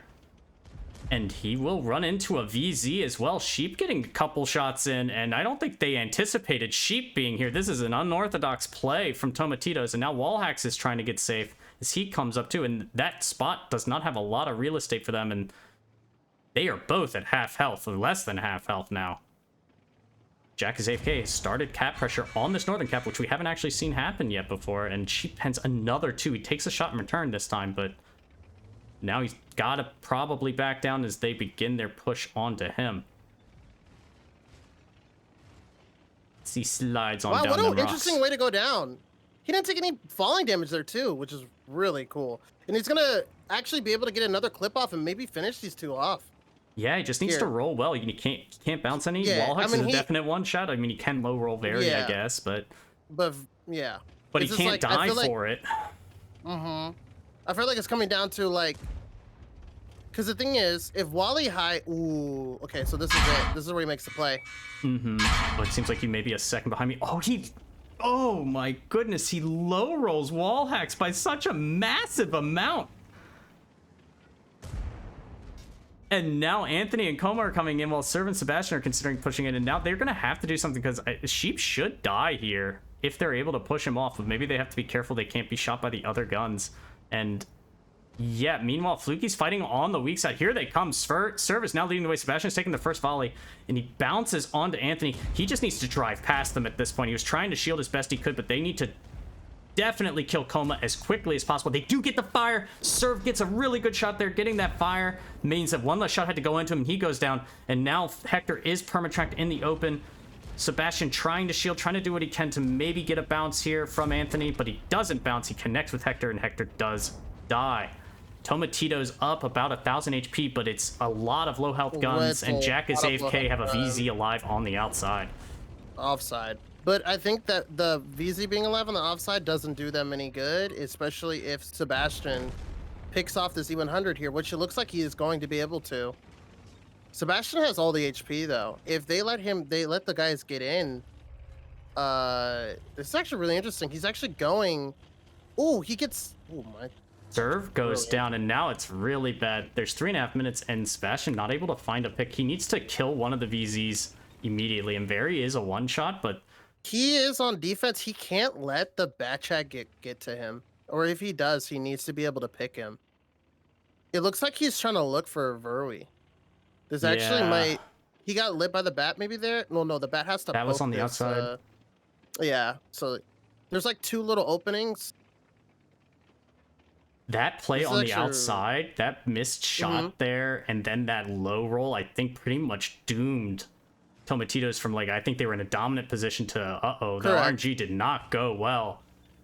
And now look at this timing. They're not even lit, dude. I'm pretty sure he didn't light him. That timing was insane. I think it had to have been a proxy, was it? No. I don't think that's not proxyable. No, it's not. They're like 70-ish meters away. Like it's just like, or maybe it's just enough.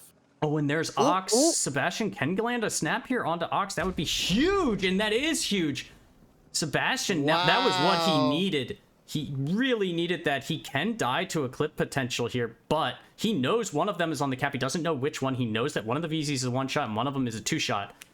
Now it's Sebastian's game. All of that debris, though, on that cap going to make it very difficult. Floppy has to kind of, more or less, they have to initiate here. They're sitting on the cap, but this may be the one way now that Ox is dead. Oh, he does take a shot of damage. Poke it. Oh, and he ends up hitting the building with his... And now he just has to go.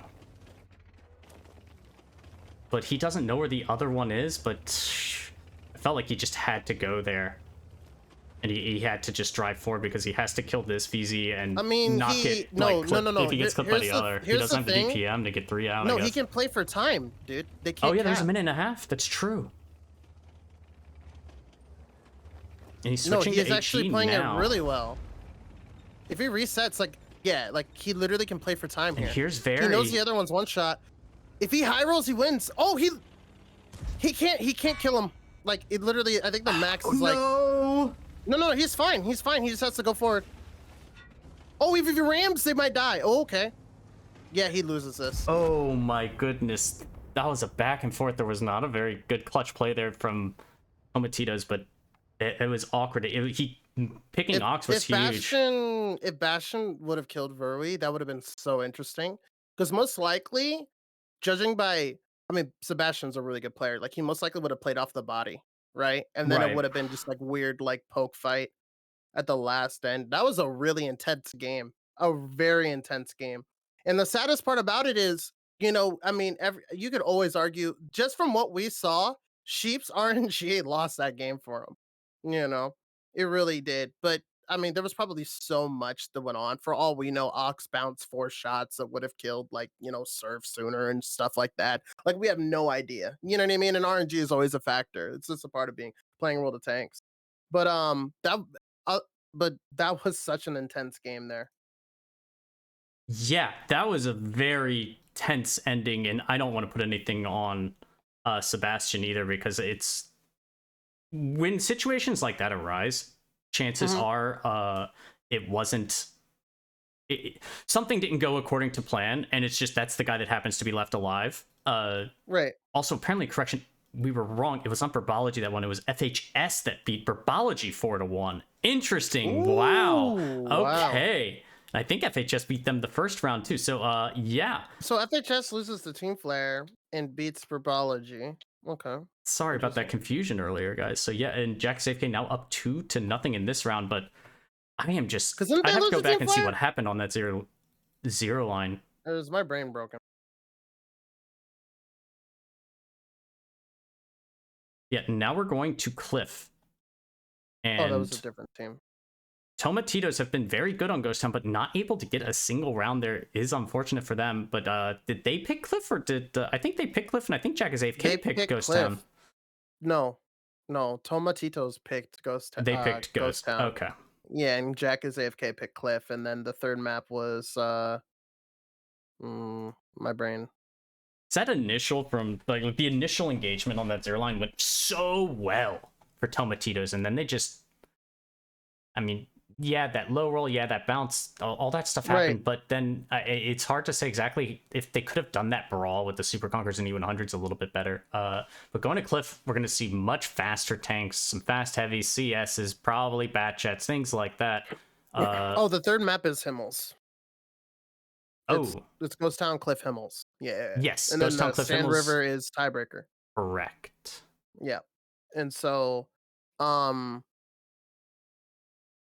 this is kind of a tough spot for Tomatitos. I'm pretty sure they were hoping to start this off with a 2-0 in their favor.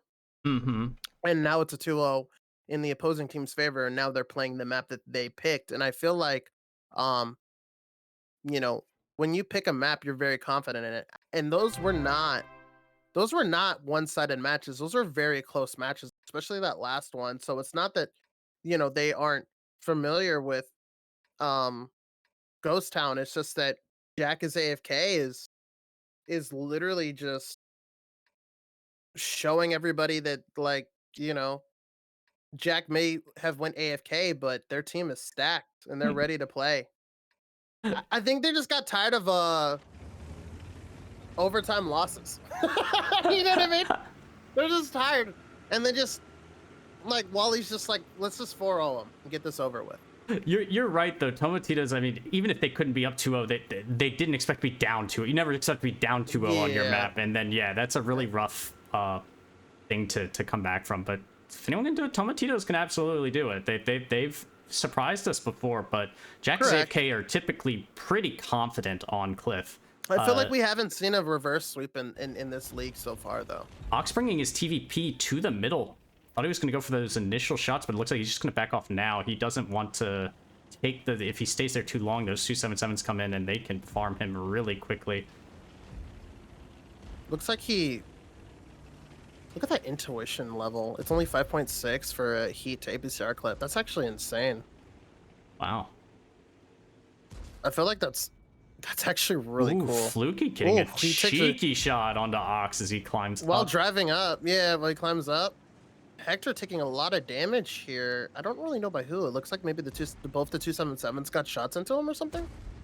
That's all I can think of. I mean, Fluky taking a shot into Anthony. This is kind of a really interesting thing. We have, like, Floopy on the offside. They're just doing this really aggressive. Oh, we missed Wallhex mid. getting up there, but he took a lot of punish going up there. But he is up top. He's a one shot for the 277s, but he's a two shot for everything else. And so the thing is, like, Fluky isn't going all the way up because I think they know where, like, they know us.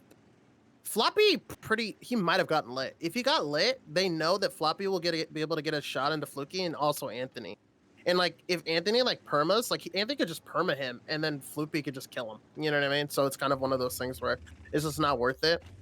And they feel like no one's really in a position to be farmed by Wallhacks on the top either right now, just where they are. So maybe they just delay if they decide to send someone up, like once they decide what exactly they're going to do and how they're going to do it. Yeah, Wallhack's trying to get a little bit of intel if he can, trying to see if he can find a random little snapshot here and there. So we've seen CSs on the hill played very beautifully by a lot of players in this league up to date. But yeah, sometimes you just get punished so hard going up. It just happens, and Wallhacks got punished that time. But just as easily can happen to everyone else. And actually blinding at that G2 position means they don't know exactly where Luxon is, because where Floppy is, they don't know if Luxon actually just simply went up there. They're just kind of assuming that Nox has done a flex move on the 9 line. And he is now in a farm position.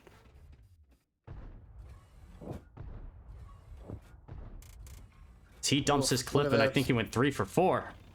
And that's triggering a play from Tomatitos. They have to push. They have to do something. They have to deal with it, and their plan is to go up and over.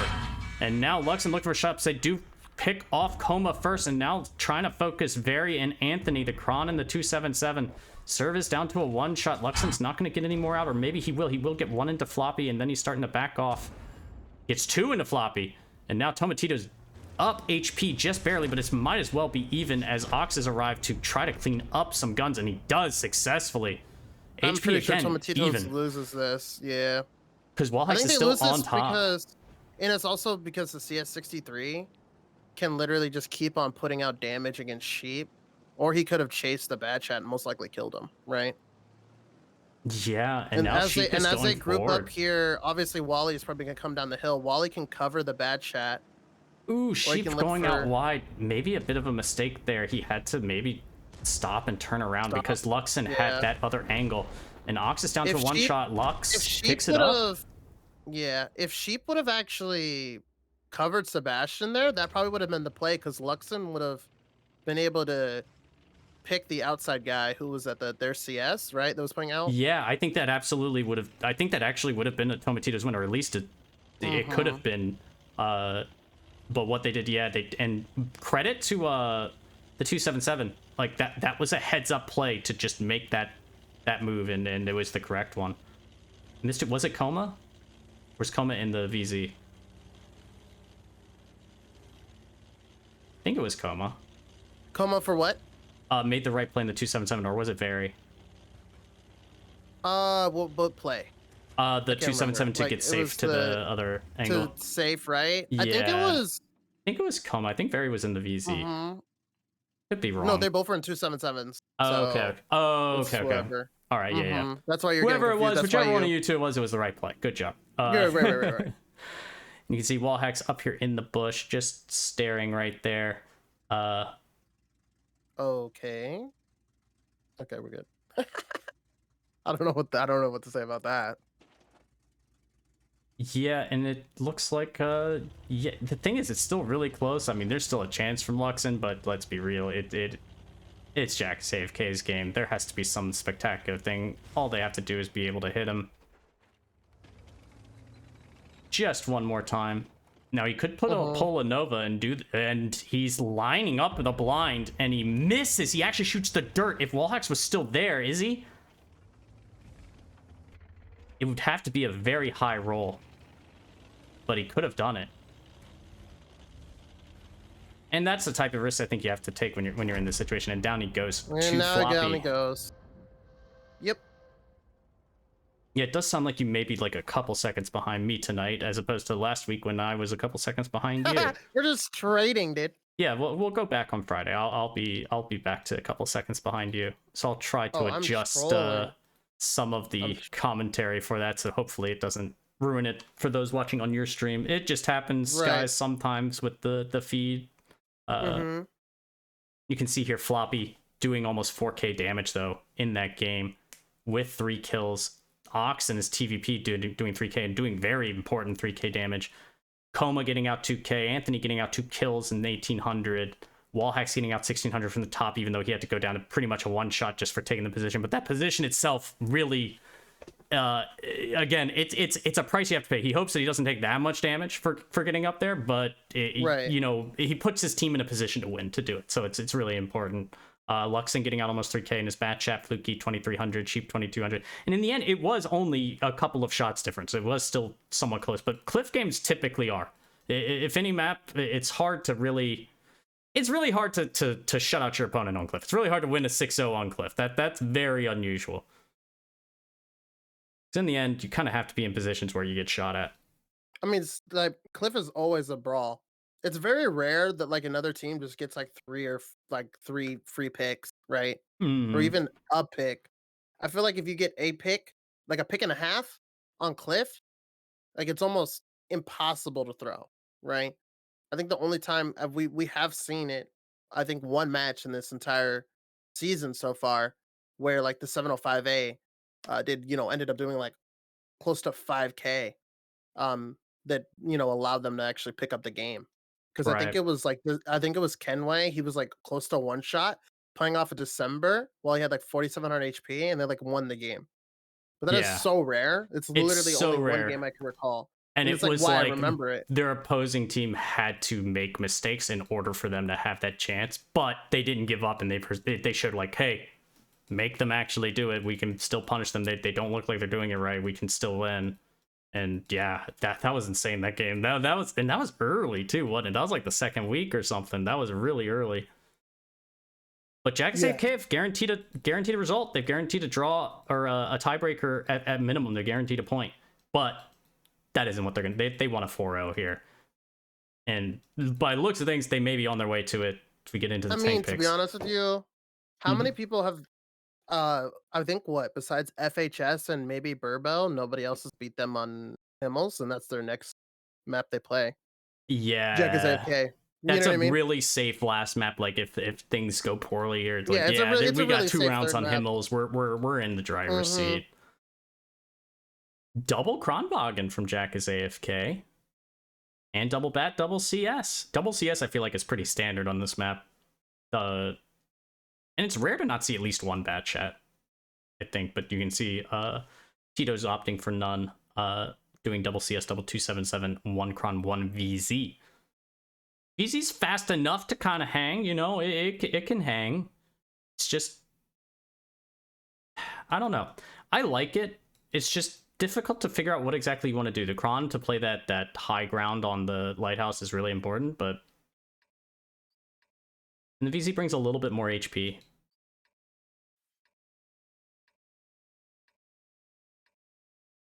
So can the Titos hang on? Can they try to take some extra rounds from Jack is AFK?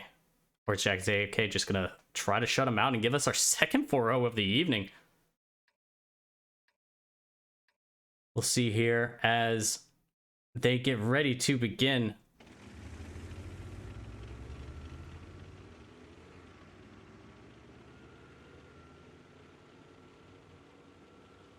Looks like it's going to be pretty standard. It might just be both mid play. Maybe one of them is like Fluky is going for the hill. I think in the past we have seen like Tomatitos with both of their CSs doing nutty stuff. But I think I feel like there's CS a train kind of there. like, there was a CS. They were actually pushing their Kronwagens in the middle. Interesting. Sorry to interrupt you and cut you off. It was just interesting to see that. You can see Wallhacks was pushing very there just to get their Kronwagens there that much sooner. Well, it actually makes sense. The Kronwagen's top speed is like... Oh, it's really high. Kind of like, it's unobtainable for the Kronwagen. It's like 60 something. You have to be going like downhill like on Himmelsdorf, pretty much is what you could do. Because I'm pretty sure it's like 66 with the turbo, 65. So him pushing him kind of makes sense because it's not really that heavy of a tank either. And at the corner of your screens now, you can actually see Floppy's doing the boost on the backside.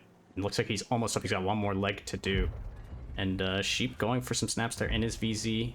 Not able to connect, only hitting air. And now is on the reload. Only hitting air. I don't think he connected with Very. I could be wrong. I think the CS hit Very. No. You're right.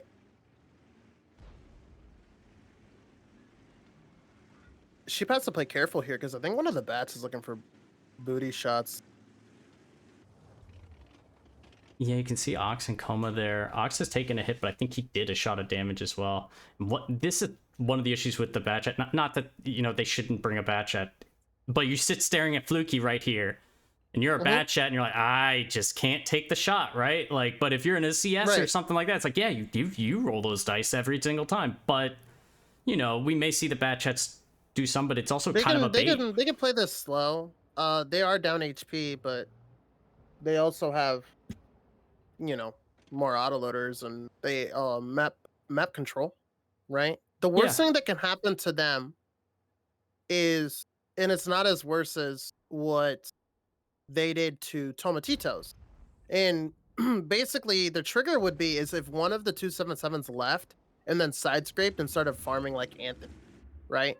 From you know, H9. But the problem is, right, it would be worse off for them because it wasn't a TVP. They can come in a lot quicker and then also get 2 clips off, right? It'd be a 277. He'd maybe get 1 or 2 shots off, then the push would get initiated, and then most likely it would not go in their favor, right? Right, and they got hill control. JacksAFK has... Oh, no, he's dropped off. Floppy's actually dropped off now. So he's actually going to go to C9. I was going to say, like, if they tried to push someone down the 9 line with the lighthouse control, it's really hard for them to really do much about it. And the only thing that would have been never mind, I was wrong. Wally's going. And here comes the push right as he goes.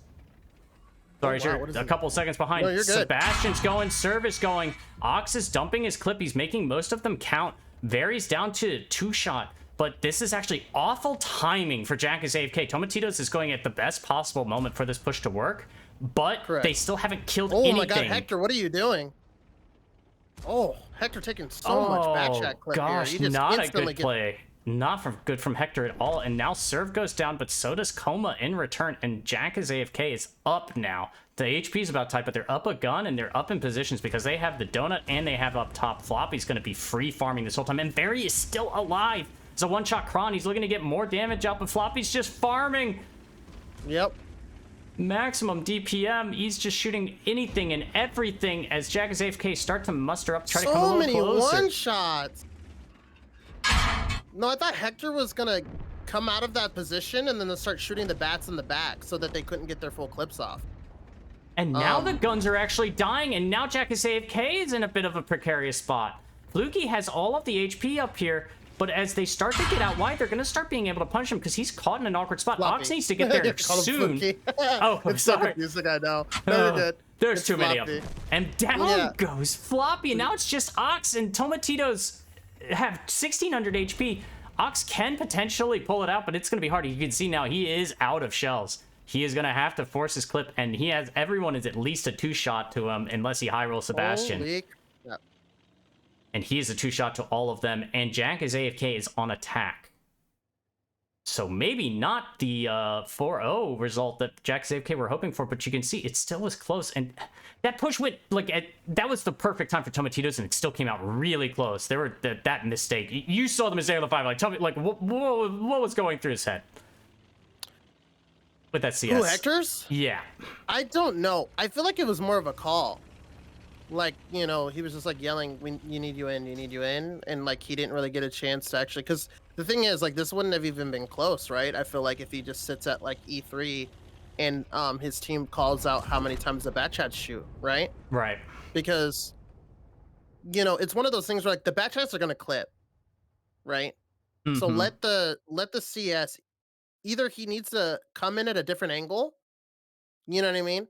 Mm-hmm. Like, he could have even came in and like tried to counter hill, like just like drove uphill at that time. Does that make sense? Mm-hmm. Like, he was just trying to be a part of that fight, and in the end, like, the bat chats were getting sporadic shots on the 277s and the it was and everything, sporadic, and they were kind of hard, right? And someone on that 5 line, they just get. Mm-hmm. Yeah, I mean, I feel like that was the pick of the game, right? It was you know, because if they didn't get that, then it wouldn't have been close. You're right. Right. No, if they didn't get Hector like that, if Hector would have came around and shot the bat shots in the back, and they were both at different angles, like right, like one was hugging the rock, and the other one was wide, right? So he could have started getting shots on the guy wide.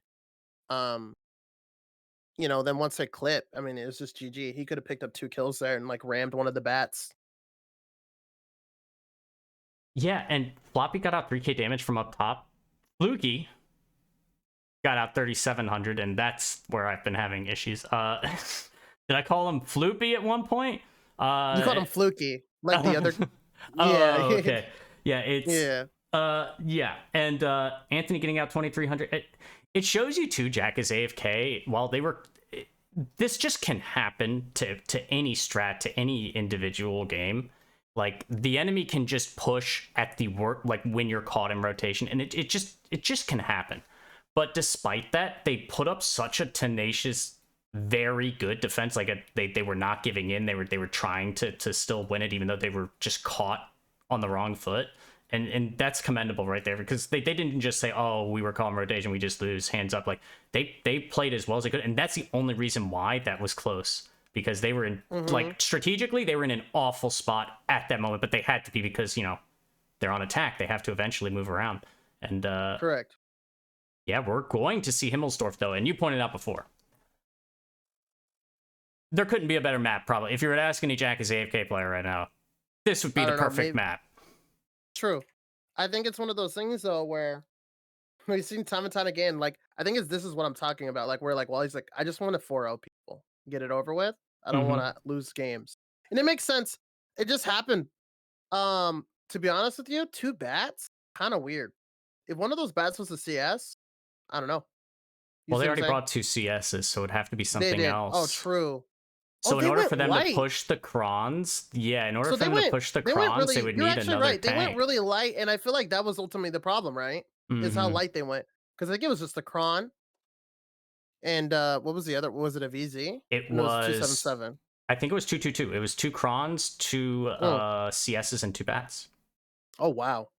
So the only thing that would be different is if they used a bat to push a Cron. Were pushing the Crons, yeah. If they use a bat to push the Cron, so it's a bat in the middle maybe doing that flex stuff, so that they have a CS there on the donut to try to do some random shots, but I don't know if that's necessarily fixes the problem or not. It could have been, because in the end it still ended up being close. And yeah, Himmelsdorf here, you can see Jack is AFK on the defense, going for actually a different lineup than we've seen them do normally. Bringing double 277, double, like no E3. Well, the thing is, right? Why not? Yeah, why not? And they've probably been practicing it or had other strategies, and they're like, well, let's just do something. And maybe it also had something to do with the tank picks, because you can see Tomatitos lineup is actually... Wait, oh, was it the other way around? Jack is AFKs on attack, aren't they? It could have been just flipped, I'm not sure. But either way... I think they're on attack. Yeah, I think they are too. And... because I don't think that's Tomatitos' attacking lineup. If it is, it could be really wrong. If it is, it could be a hill play. Yeah. I mean, to be honest with you, the funniest part about that lineup is the fact that against this lineup, it could be, yeah. So this is definitely Jack's AFK had a plan. They have a plan to do a different strategy, and they were waiting probably half of their tanks to be kind of the picks to see. And it's going to be an aggressive 2-line, probably with Courtyard. We'll see where Coma and Floppy actually end up going.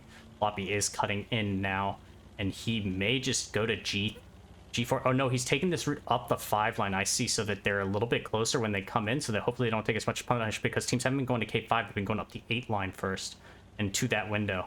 And here they are. Right. Coma's arriving really fast, and he goes that berm looking for an initial shot. Whoa. And Luxon will back up and actually doesn't get the punishing shot, but he takes a shot from the Super Conqueror. But overall, taking 1 hit for taking that position is not bad. And Wally's coming down the 8 line. Wally's coming down the 8 line to kind of prevent that from them So he's there to prevent them from countering these two guys in courtyard, which is really smart. So they're basically cornering them. This is a strat where they're just cornering the attacking team. Because the attacking team can't go anywhere.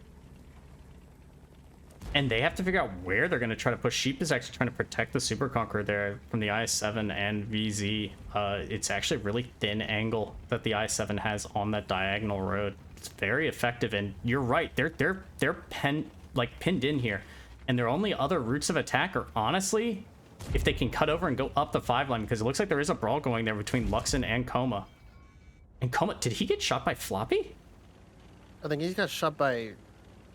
Let's just say he got shot by Hector instead. Yeah. And here they come. Coma's down to a 1-shot, and he will actually go down, and Floppy's alone. The VZ and IS-7 have been leaving from J3, but they have a long way to go to get there to help. Oh, Floppy, is he lagging? Like, what is going on? He goes down now too, and the VZ gets out his shots. I think 1 pen, but now Tomatitos are in a good commanding position. Yeah, 60 TP versus IS-4 on the 8 line. Wallhex is full health. He looks like he's gotten the better of Serve. Serve's down to 1700 at this point. Farming Serve. And he's getting another one. There's the first connection from Serve, but Wallhex is not missing his shots. He is penning and making it hard for Serve to get shots in return. So Wallhex should win this 1v1. Meanwhile, the rest of the tanks from Tomatitos trying to consolidate while the 3 line runs away, but Wallhex will end up being isolated alone after this. You could tell that shot wasn't clean, not because you know, Wally doesn't know how to aim, but because he's like too busy calling. You know what I mean? Like he's calling them to back off and stuff and get to the corner and stuff like that. Hector's arrived now, and he's getting shots into the side of Wallhex, and Wallhex goes down. He does pen several more times. I think he just bounced 1 shot, but like at this point, the strat has kind of fallen apart. And the tanks in the middle got picked for too much for free, and Tomatitos are just up so much HP and so many guns, and Jack is AFK just scrambling for positions everywhere they can. It's funny when you can pick up on little stuff like that. I swear he was picking the map because it was just like such a little like missed shot, you know, in his case. I'd have to think with 2 people dead, someone else has to pick up the slack. That can't be Wallhex's responsibility anyway. Like, look, 2 people are dead, and you 3 are playing together over there. Like, it should be just like, let me pen as many shots as I can before I die. Like, you guys need to like figure this out amongst yourselves. Like, because I'm in a face hug situation with this guy. Like, 2 guys are literally just spectating everything. I was like you guys can see the fight better than I can. The E3 took a lot of damage there though, but it looks like, I mean, if they keep on taking, I mean, there's no way. I mean, there's just no. The math is too bad. Yeah. And if anyone needs to take the damage, it needs to be the E3. He's the most inflexible. And Ox will go down here, and now it's just very. Like, this is really interesting because it really comes down to, you think Toma's gonna take another one off of them? Like, is that a thing now? I mean, it's absolutely possible. I mean, I don't see why not. Even in that other Cliff game, I think that Jack is AFK outplayed them, but it was close. And then in one of those Ghost Town games, you have to remember, it was just Sebastian left alive. Remember, in that game against the double VZs, like, they were very, very close. And then that unfortunate situation on the hill over there. It's not like Tomatitos were getting blown out in a 3-0, but Jack is AFK were definitely, like, you know, they were 70-30 or 80-20 or something. Like, it should have been maybe 2-1, I think, after the set of first 3 games. But I think you can say the same thing about that Cliff game that Toma won. It could have just as easily gone to Jack as AFK. And looking at the post-game stats, Barry getting out over 3k, Ox getting out 3k, Wallhex getting out 2700, and calling, as Smiley's pointed out. Hector 3700, Serve 3600, Lux and 3k. 3 players above 3k for Tomatitos against a pretty light lineup from Jack as AFK. And Sheep only getting out the 1 pen, but, you know, got to be an E3. Look at Hector doing 3,725 damage with 2 kills. Mainly that was on the, I think, 277s there, as he kind of went to help. Was it Luxon or Serve in the window? In the beginning? I think it was Luxon. He was on the 5-line window, yeah. I think those 277s are going to have some Floppy and Coma are going to have some, like, tape to review of exactly how they played that and how they need to change. Something miscommunicated or went wrong there, it seems. Right. Maybe he wasn't supposed to poke the guy in the window. I don't know.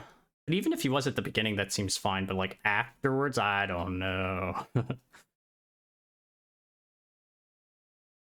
Especially because they knew pretty much where everything was at that point. Yeah. Other than that, I mean, they may have thought the E3 would be on the hill, though. That may have been a difference. Like once they spotted him from the 2 line, that may have been like, oh, the E3's actually down on the K line. He's not up on top. But yeah, 3-2. Jack's AFK though. I mean, yeah, they've dropped 2, but they can still win this. It's their Himmelsdorf attack now though, and correct. We've talked about their Himmelsdorf defense. That may have been their second loss on Himmel's defense all season after that one game where they got kind of countered before with their turtle lineup, but still really good numbers on Himmelsdorf overall. What do you think the Titos are going to do, though? The Tomatitos? What are they going to do? I really don't know, because they just reacted to what Jack did, right? And they let Jack make mistakes, but now they're playing on defense. And I feel like teams that have to react to the enemy on defense have been losing a lot more, right? I mean, we could look at like NHF, right? They had to react, and they also had no vision. So I think that either they're gonna try to force Jack into pushing an area. It's gonna be really interesting here too, because I feel like Jack is AFK. Even after that loss, there's still a really strong team on Himmels. Though there are other teams that probably could compete. You know what I mean? Yeah. And we're seeing the tank picks come out here, and Jack's AFK actually bringing the E100 on their attack. We saw it work out really well for, I believe it was Flare earlier tonight, bringing the E100. Felt like an eternity ago. But E3 on defense for Tomatitos with the mouse. True. We're seeing teams get heavier and heavier. Yeah, we did. I mean, to be honest with you, when you saw that defensive heavy lineup that NHF put up, like, why wouldn't you go heavy? Yeah. Right? Yeah. I feel like that was the play. Yeah, I think that E100 pick was like we see double 60 TP E3. Like, yeah, I completely agree with you. I think that's the right play to bring the E100. Especially against the 60 TPs. And so we're still match point for Jack in favor of Jack as AFK, but I mean, if they keep on going any longer, they're going to have to play the tiebreaker map, which is like what? Sand River or Steps? It's an S map. It is Sand River, yes. Mm-hmm. We'll see. Jack as AFK has anything to say about it. They don't want to see Sand River at all tonight. They want to close it out here, but Tomatitos are fighting for dear life. They need every point they can get. And this is just what we're going to see in the second round robin of the Major League. As you can see here, they go in. It's do or die time. 3-2. Jack is AFK's favor. But now, how strong are 60 TP's going to be? They need to pen their shots. They're so beefy, man. Just see even that 3010 just feels like so much more than 2990, doesn't it? Like, it's just like there's something really satisfying about seeing 3000 HP on your tank. You like that? I like it because it means, like, you know, I tend to, you know, I am notorious for bleeding HP at times, so it gives me a little more wiggle room, you know? And Jack's AFK bringing a bunch of tanks up and over. The CS playing his traditional role on top of the hill. Played by Floppy has been very consistent all season in it. And you've got Coma, Anthony, and I believe it was Wallhacks backing him up while the two VZs are playing down low. Yep, and while Floppy plays CS, you got Fluky playing the... Oh, what is this? Yeah, that's a shot exchange. So it's showing you some of the reasons why we've seen tanks actually go up here. And you can see there, right there, that wall is not actually a wall. The second layer of the wall is actually not technically there. It's just visually there. There's a lot of positions like that in World of Tanks. The first wall, I believe, is there. The middle one is actually a wall. So, but actually, both of them exchanging a shot, I mean... It shows you that Hector knew to be looking there, and Floppy knew where to look for the shot, so basically become the meta. And they're sending the tanks down towards B0. The E3 is most likely just starting to get there. They technically didn't have eyes on the 8 line, but given that lineup from Tito's, they're just not expecting it. But like they're just double checking. Like I was saying earlier, Jack is AFK, you know, when they're facing other teams, it's a really good chance that there's going to be more than 4 matches. As much as I'd hate to say it. And it doesn't mean they're not a bad team. You know, I just think that. Ooh, sorry.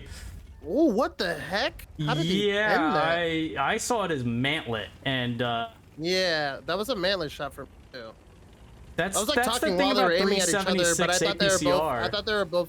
Yeah, I thought they were both just gonna bounce each other. You know what I mean? Hector, no! Hector's taking a lot of punishes. He tries to scramble away from that position, but yeah, that's one of the reasons why teams bring E3s and even E4 sometimes in Clan War stuff, not in this format. To be honest with you, 376 APCR doesn't though. care. 376 APCR can roll really, really high against a lot of these things where you feel like things are just impenetrable. It just, look, there's not a high chance that pens, but there's a lot of guns that is just mathematically not going to happen. So this is like a proper, I feel like this is a proper reaction for Team Tomatitos. Like, Hector had to do that. You know what I mean? Because if he didn't, he got picked. Yeah, he had to. And so he got really lucky that Ox didn't have shots from him. But now look at this counter down here with Fluky and Luxon. Luxon just pressing the W key and, you know, looking at like he's like, how did the CS just pen me? Like, it's floppy in a CS. Like, he just pens people, you know? Tomatitos have been like bleeding a lot of HP, but they started with so much more. But just very well done by JackasAFK to just keep kind of scattering and giving distance and distance. And these VCs are penning their shots, and now Tomatitos are in a really bad spot. Both for loading, but the problem is, it's like, okay, that's 20 seconds, and the 50B, if he drives over there and gets his clip out, he's gonna die because they're gonna be loaded by then. And the 60 TB, they just don't have, like, they've taken too much punish, and now that whole situation's bad, and maybe they overreacted as well because, you know, is Sheep just able to get the resets on his own? He does take a pen from the E100. I think they're getting farmed by Floppy.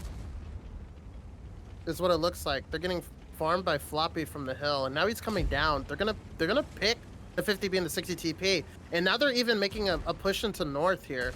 They're looking for Hector. Here comes Serp, and Anthony actually goes down a really good focus fire. Wallhawk just has to basically fire at this point. He's just not going to get Hector. He just needs to get as much damage out as he can. And Tomatitos actually have a chance now because they were allowed to solidify. Their South group is going to die, but they're just trying to live as long as possible. That 60 TP is the only one left alive, as Fluky's also died.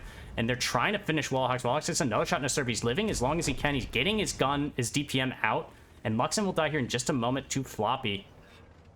Down he goes, and JackasAFK up HP even on guns. I feel like JackasAFK still has this. They should, because the tanks from Tomatitos, while they're consolidated, they're very slow, and they have some one-shots.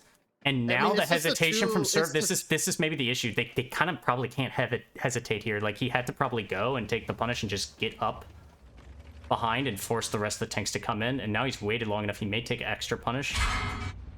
He does get shot once by Floppy, but he is making the play, and now the rest of his team just has to anchor. That vision kind of shows them that, oh, this is actually really interesting. I thought the VZs were going to go straight down the 5 line and just win them the game.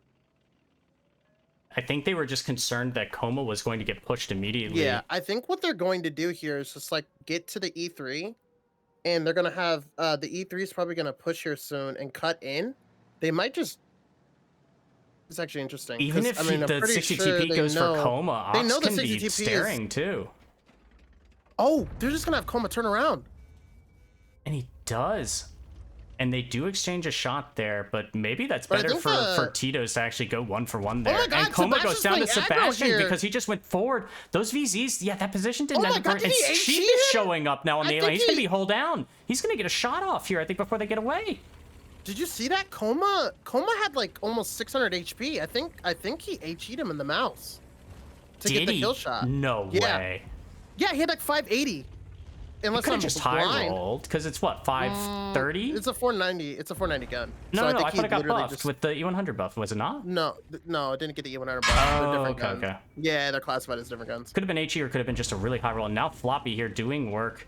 He gets 2-for-1 there. And brings Sebastian to a one-shot. Now, I think it was an HE play because that was really smart if it was. If it was, it's really smart because the intuition may have... Yeah, because it's intuition. Exactly. That's why I was like, that was HE. I forget really the Max smart. Cruz because I was like, did he just have HE loaded this whole time? Now Floppy's driving forward. He goes down to Hector, and it's a 3v2. And Sheep is just sitting there on that corner. He's going to make this pen if they come forward. I think he just has to sit there staring and just be ready. Here's the thing. They don't have the time. Yeah, there's a minute and a half. The thing is, the play would be to wrap, right? And have like Verwi take like the shots and then pick Hector and then cap. But the thing is, they don't have the time to do that. Right. And they need like guns to miss too. Because, I don't know if this was I mean, Tomatitos made a mistake in their whole play in their expedition in the south, but it's still like they at least consolidated and played that north push into A6 was the only thing that gave them this chance that they're in now, because they were just bleeding the whole game. And really well done. And this has been back forth now. And Hector's just sitting here using the mouse wreck. It's really effective, away, and he will spot through the wreck. They are gonna do what I. Yep, so they are looking to pick Hector. Oh, and Hector does not actually connect that shot. And he's gonna go down here. There's 43 seconds remaining. Sheep will show up. They cannot actually cap in time. No, they're going for kills here. Yeah, they have to. So if Toma plays this back, look at that mouse wreck. That actually is really favorable for Sheep, because that means Ox can't play that corner, you know, and Verwe. So because normally what you would want, right, is Verwe to take the shot, but look, Ox has to go around the body. Sheep doesn't get the shot off as he rounds the corner. There's 15 seconds, he shot Verwe. He shot Verwe. Oh, okay. Yeah, I missed it. Okay. And serve is running. Yeah. Then yeah, it's over now. Ox can't load in time. Oh, look at this play. This is such a good play. And it's correct for him not to actually. Yep, he fires at the last moment, because when the timer goes out, it goes out. So he just did that for, you know, if anyone picked him for their fantasy team. But before that, he was like, no, there's no point in shooting. Wow, woo! So we're gonna see a tiebreaker. Floppy, CS best Himmelsdorf tank, 5k damage, 2 kills. He was instrumental from that hill, bleeding the whole game. Tomatitos HP. Ox getting out 3,500 and 2 kills. Coma, 3,500 and no kills. And then it drops off to Anthony, Wally, and Very. Sebastian, though, mouse power, right? Right. Wow. That was a very intense game, because I feel like it went back and forth. It's really rare for me. It's really rare to see that too. But I think it went back and forth. What do you think? Yeah, I thought that South play, I thought that they were done. Once like that second clip from the VZs had happened from the 8 line, I was like, yeah, they're done. But they at least didn't go, oh, it didn't work out. They just said, all right, us 4 up here, we just gotta go A line and kill the IS4 and kill the other. And just like whatever happens, happens. 100%. When I saw Serve and who else was it? It was Serve and the Fluky, right? It was Serve and Fluky. When I saw them do what they did, I was like, bro, please, no way, right? I just like could not imagine that, you know, that the VZs, because like, you know, I mean, it was just they couldn't pick the VZs, and the VZs could pick them, but somehow I think it was Luxon and Fluky, right? Because they're on the bottom. It was Luxon and Fluky, right? Yes. They were trying to pick the VZs, and then Floopy was just like, Floppy. I've mixed their names. Did you see that? I can see why. Yeah. And whoever wins this gets to make the other person name change. Yeah. How did I do that? I did Fluky and Floppy, and I've mixed their names together. I was like, they're one person now. You are one you are now one person. Double timeout. And it looks like Toma's side choice for Sand River. Toma chooses defense. Not a big surprise there. I mean, yeah, we've said before, if you get a choice, it's gonna be defense. Woo! And looks like we got just about like 1 minute or so before the timeouts end. Yeah. So just, I guess we could go back to the, I mean, Floppy. Floppy. Floppy did 5,156 damage. That's insane. In a right? CS. And I mean, he got early bleed on Hector, and then he switched to Fluky and Luxon. That whole push in, he was not missing shots on them. And then he even went down to clean up Luxon at the end on the 8 line. He went down there to clean Luxon up. Ox did a really good job with the VZ push. You know, even though, you know, I mean, that's why he looked like Barry wasn't able to make many shots connect. He got 1 kill shot, so I'm assuming he may have gotten just 2 pens and with 600 damage. Didn't he get the E3? Is what I think. I imagine. Maybe. I can't remember. The shot. But the thing is that whole fight in the South was Very and Ox playing together. No, like, and that's what I was saying. Sebastian, like where he died was so favorable. Yes. Because here's the thing, Sheep, because Ox had to drive around a whole side mouse body, right? And he had to go after Verwe because there was literally no room, right? And I feel like if he could have set up the poke, right, on the corner, and then homie crosses over to push in, they would have killed the E3 so fast, it actually would have been so close. Because And Serve wouldn't Hector have was had that enough one time to shot get that away. remained Correct. alive. Remember from the beginning, and I'm not saying like, look, they had such a shield there with bigger tanks that you couldn't kill Hector. You just had to get out your DPM, and I think they made the right choice. I think it was Wally and Anthony there on that corner. Like they made the right choice in their shots. Like if they can get Hector, great, but if not, you just gotta keep firing your gun. No, like I mean, the way that I've never seen that kind of teamwork to keep a one shot alive in my life, bro.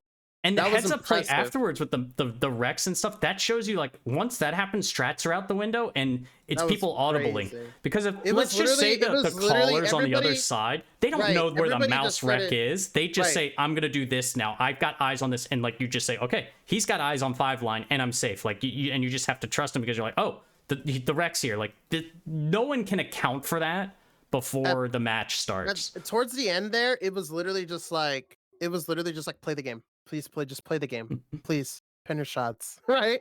I feel like for both teams, besides the the flank movements and stuff. What there. a series of matches, because even the These have beginning, been like, they were amazing close series games matches. that went in Jack as AFK's favor, and now they're close games going in Tomatitos' favor. And Correct. they've been very entertaining to watch. Those Cliff games that went back and forth, that push in the middle, that Ghost Town down to the 1v3 that almost clutched, but couldn't quite make it. It's just, what a fantastic set of matches. Now, both teams are guaranteed a point, but both are going to want, 2 points, and we'll see here on Sand River. Jack's AFK's been solid on Sand River, though, I think. But Sand River attack may be, it's tough for anyone. As we get into the tank picks here really quick, Jack's AFK starting with IS7 Kron, Tito's double IS7, Super Conqueror, and a Bat Shat. Yeah, we saw some unorthodox plays on Sand River just in the last match set. I actually liked the lineups brought by Flare, that option to bring the mouse against what they were seeing. They went really light, and it really was I thought it was kind of, it's not like a standard strat, but it worked really well considering what they saw the enemy team's tanks picks as. And now Jack's AFK sitting here. They're actually bringing double bat. We've talked about double bat before, and a 50B. Maybe just kind of saying, the thing is, though, they're on attack. They need to like- pick something, maybe, and a mouse at the I feel end. like Jack is most likely going to do what Team Flare does. Ooh, the mouse. Yeah. Ooh.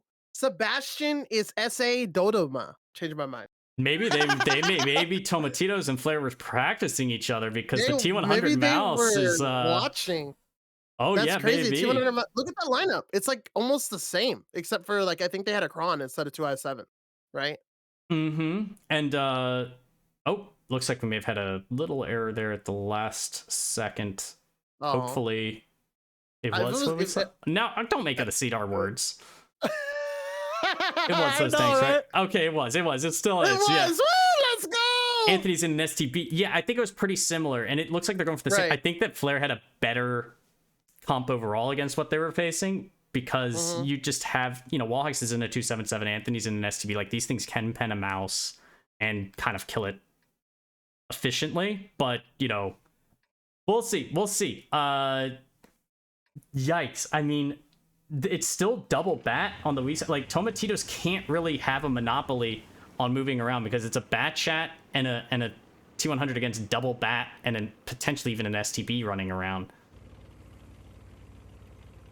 Looks like a T100 will end up going up there. Sebastian, he is driving forward as fast as he possibly can as Sheep goes for that scout loop on the top of the dune to see if anyone's coming over quickly. And he does spot a 277 and a Kronwagen. Credit to Tomatitos not saying die and just, they were down 3-0 and just sticking with it, persevering. Even just if they just guarantee the point, that's really important for them in the standings overall. And they can get 2, that's even bigger. But Wallhex does make it in here unscathed with his Kronwagen friend. Everyone else from Jack's AFK is going A-line. They are simplifying this. Even though they have a light lineup, they're just going to stay massed and kind of count on Tomatitos splitting because they have that T100 and stuff. And Wallhex landing the snap on the move as he crosses over into the north.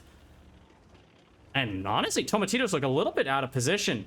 Luxon is pretty much useless at the moment in his T100 on the weak side. Now Ox is looking for sniping shots through the gap onto the mouse. If he can manage to find him, he fires once but does not connect. And now Floppy does take a shot of damage as he gets into position looking for it. And now Serve and Hector are in a hull down monster position where... Look at Anthony getting shot, dude. Like, what are you doing getting shot? What is you? Why are you getting shot before the push? We talked about this. No, we haven't. I have not talked to him. Actually, I think I may have talked to him once because I've been playing Advances recently. That's about it. All that Tomatitos "You're have to awesome, do? Anthony," and he was like, "Yeah." I was like, "Cool. What's up, man?" Ooh, Serve not getting the better there. God. Anthony getting the better serve there. He gets some of it back. There we go, Anthony. He got it back. He got some of it back. Yeah, he did. And the Batchat at 200 flexing around, and even the i7, Tomatitos realizing, hey, all we have to do is be able to stop the cap and then just be able to not die to a push. And I feel like the IS7 groups up with the mouse, maybe on the other side of the ridge. You just have to be really careful because they don't know where the Kron is. I don't know what this play is. Are they really just gonna push in all like? They're going. Coma is leading the way. He takes the first volley, and here they come. They're going to focus Hector first because he is the highest DPM. Focusing out Hector first. Hector getting taken out right here, right now, soon. Look at Serve trying to go behind. And Coma needs to keep going. Like, no. The Bat should have enough shells to finish him, I think. They should finish him. Playing. Oh wait, no, I'm saying names wrong. Am I blind? And Luxon, and now Sheep is arriving. Very is kind of low. I think he took some random shots there, but Sheep trying to get there in time. Will he be able? He should be able to pick Barry. He will take some damage. That was weird. But he needs to just get the pick and get out as quickly as possible. Yeah, but Barry he's going loaded. to get away with it. Yeah, he's loaded, but I think he just out trades this. He's gonna get his last two into wall hacks before he. I think he's gonna go down here, so he's just trying to get his last shot off. Yeah. He might get safe here. He might just like try to tuck in. And live as long as possible. Because Anthony will have to overpoke for this, right? And this is a brawl. This is just... Floppy actually picks it up, and yeah, Jack's AFK slightly behind in HP, but up 2 guns, and 2,000 at HP is on the mouse. And Luxon at 600, and Fluky's down, and now Tomatitos on the back foot as Wallhacks in the 277 is running down Luxon. He misses the shot, but now just so much crossfire potential with 3 guns. But wait, who went down? Was it Ox? Ox went down. It was a bad chat. It was a bad chat. But Luxon should die here in just a moment. Once he's dead, the mouse is just in a permanently turret break situation. I think they just had too many guns on the weak side when they knew where so many were. So the thing with Jack is AFK is they actually brought tanks that could pen mice too. You notice that? Mm-hmm. And they just needed to. They left 2 guns to be picked by that push, and they didn't have enough support. They had a 200 and a bat shot on the weak side. It was weird also to have Fluky, do that poke over the mouse.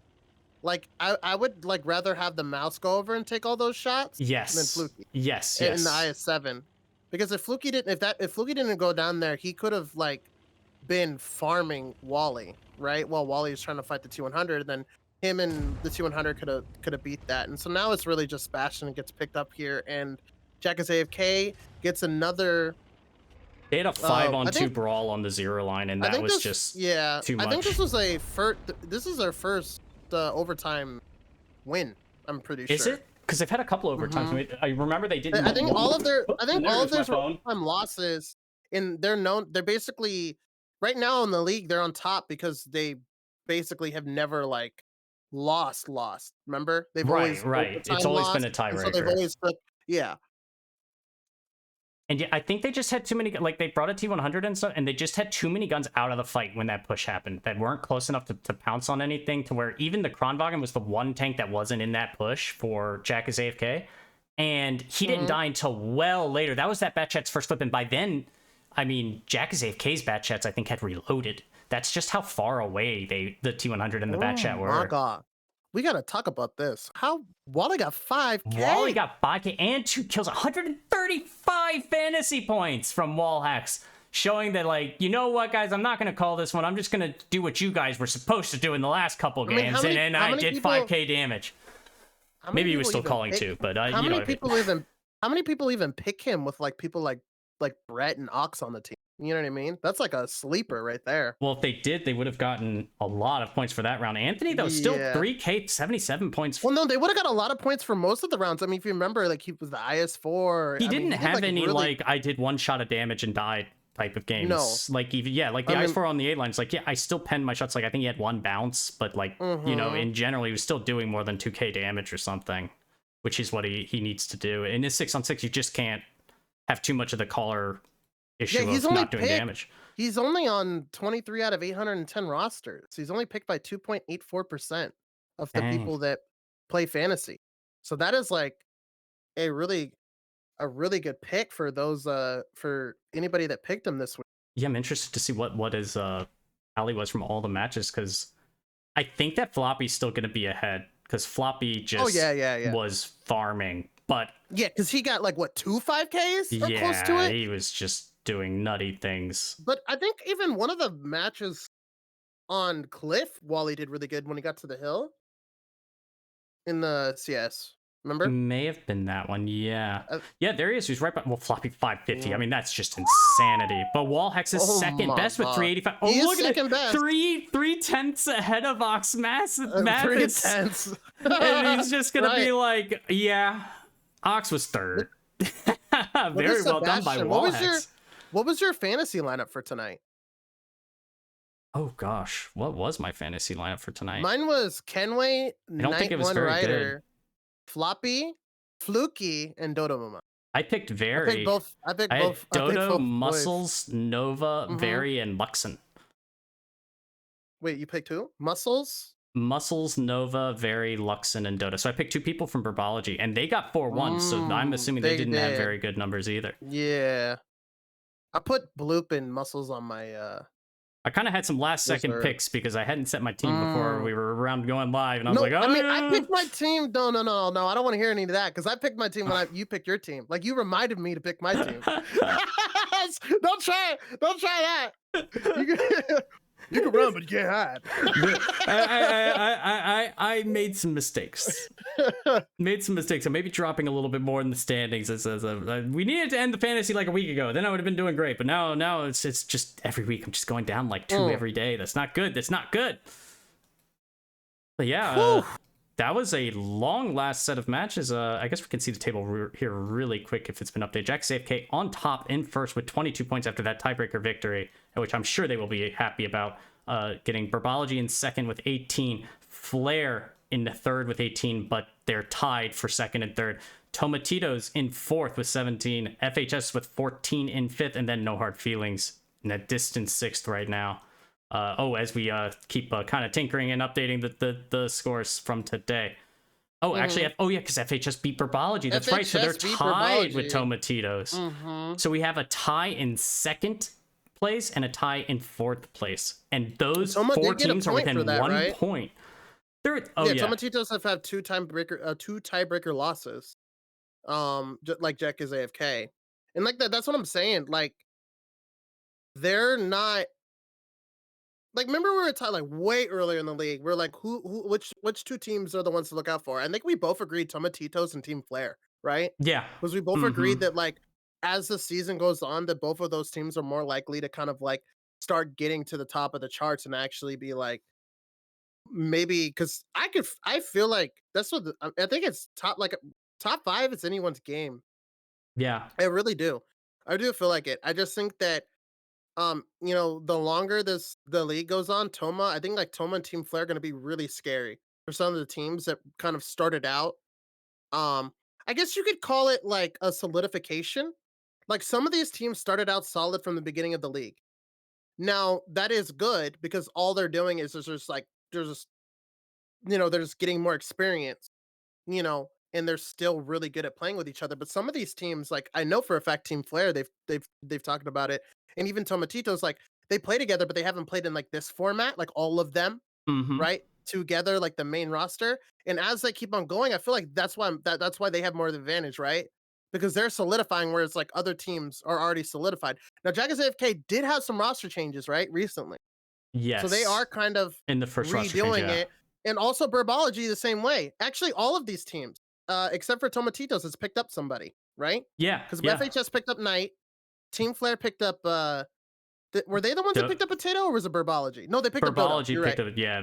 Flare was right, Dodo and then Burbology picked up Nova and Dodo, Onion, and then oh, sorry. On Flare, You're sorry, right. yeah, no, you're right Yeah, on Burbology.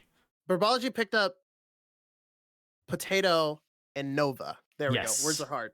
FHS You know, and then Jack picked up AFK. night before. Night before. Yep. And so it's just like one of these things where as this season goes on and on and on, like it's just gonna get more intense. I feel like it's just gonna be more intense and more intense. But this is what people want to see. I mean, if you don't like that, I mean, I don't know. I guess go watch True Voodoo play I don't know, some tank. Whoa, we I'm love just saying True over here, but like No. there's 4 teams that are I'm okay, not so making like if fun Jack of is him. AFK's I'm in just saying, go ahead. Jack is AFK's in first place, ahead of the next highest team by 4 points, but they just got brought to a tiebreaker, a very close tiebreaker against another team, and Right. they're kind of like the ones that are ahead. The other 4 teams that are vying for one of 3 spots Right. are all within 1 point of each other right now. Right. And it's not been just a trend one way or the other. Everyone's taking points. Everyone's taking points off of each other. No one's just consistently beating everyone. And I just want to we don't know who's going to win. Like on Friday's matches, don't know who's going to win. Like really don't know who's going to win. Same thing what with is tonight. Friday's matches? Before and I'm gonna clear something up. I didn't mean that as an insult. I'm just saying, like, I was just thinking of somebody. You know, when I think of this time period and somebody that's playing World of Tanks that I know, it's True Voodoo. You know what I mean? I wasn't saying it as an insult or anything. Clip it and send it to True. Oh my God. Just kidding.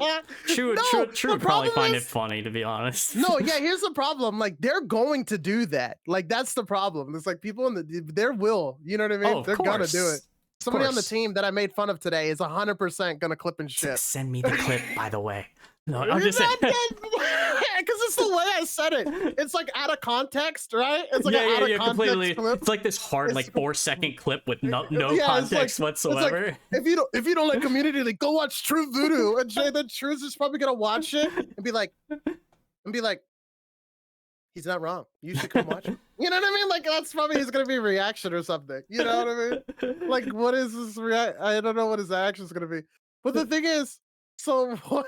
Okay, looking at Friday's match, right? It's going to be Tomatitos versus Burbology and Jack is AFK versus Team Flare and FHS versus No Hard Feelings.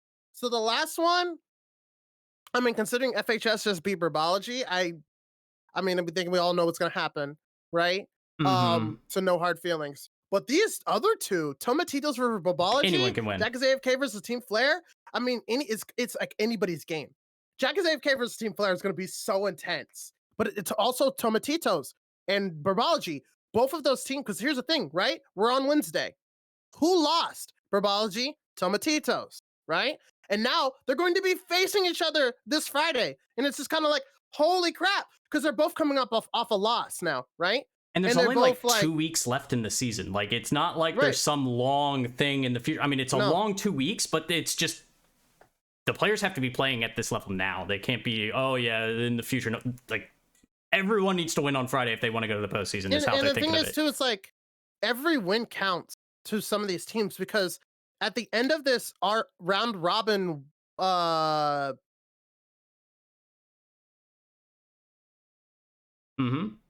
okay, hold on. I'm just reading what Viral said. Okay, so Viral said a reminder that in round robin 1. Wait, can I say this out loud? I don't know. I guess it's the Yeah. right. So yeah, FHS has beat Burbo, Toma has beat FHS, and Burbo has beat Toma. And he said so far it has been repeated. And so if that is true, the only thing we can point to, because it's not really like a player skill thing, it's probably calling is the biggest thing. Like the other caller, like so it's kind of it's actually kind of interesting if you think about it. It's one of those things where like it's like they're meshing well in the favor of the teams that are winning. Does that make sense? Like the calling style. Like he is Yeah. able to call against that guy more favorably. And it's really interesting because all of those teams are kind of going back and forth, right? Obviously, it's also RNG and stuff like that. So it's more of a stylistic matchup, you know? Is I guess and the people best know way their to put it. tendencies. I mean, it's not like, you know, it's not like the players on Flare know the players on Burbology, and the players on Burbology know the players on JackSafeK, and they've played against and with each other thousands of times at this point in all these formats. They know tendencies from people. They know when they show them one thing that what they may do, or will they be aggressive, or will they not. And sometimes it works, sometimes it doesn't, but, you know, they just kind of, it's hard to keep a secret. At this point, it's really hard to just come up with something new that no one would ever anticipate that you would do. And so it's like one of those things where, like, I feel like a lot of people might have been like, "Oh man, this league is so boring, bro. It's so boring." It is anything but. This league is definitely not boring. I like this rule set and stuff is produced just. It's unpredictable, insane. good, and not unpredictable in the sense of like it was a 1v1 on Himmelsdorf and no one knows where the person is going and it's just all RNG. It's so good. You can't account for everything, and it's back and forth, and teams are playing well, and usually the team that's playing better in the individual round wins, but there's so much just. No one's been able to just consistently shut out everyone every round and just doing the same strat over and over and over again. It's really hard to do that, and teams have been changing the tanks they bring. The strats they do, like that Sand River attack. I mean, we've seen things like it before, but not like that with that line. They just said, look, I think that they're going to split, and we just went for it. And they were right, and they did the exact right play, and they made it work, and even in a tiebreaker on Sand River attack, no less. Where we say, like, oh gosh, you don't want to be on Sand River attack. Right. And that's another, I mean, it's just so cool to see these guys just playing. I mean, I guess the losing team would probably be like, we didn't play at our best. And the winning team is like, we could have done better. Because that's the thing, is like, at the end of the day, that's the kind of guys these guys are. But that's why they're playing in the community league and they're playing at such a high level. Because to be honest with you, when I know Germ probably agrees with this, but like when you're in that mindset, like you're not satisfied unless it's like a 4-0. And even a 4-0, you can go over things and go, hey, like this flex should have been better and all this stuff.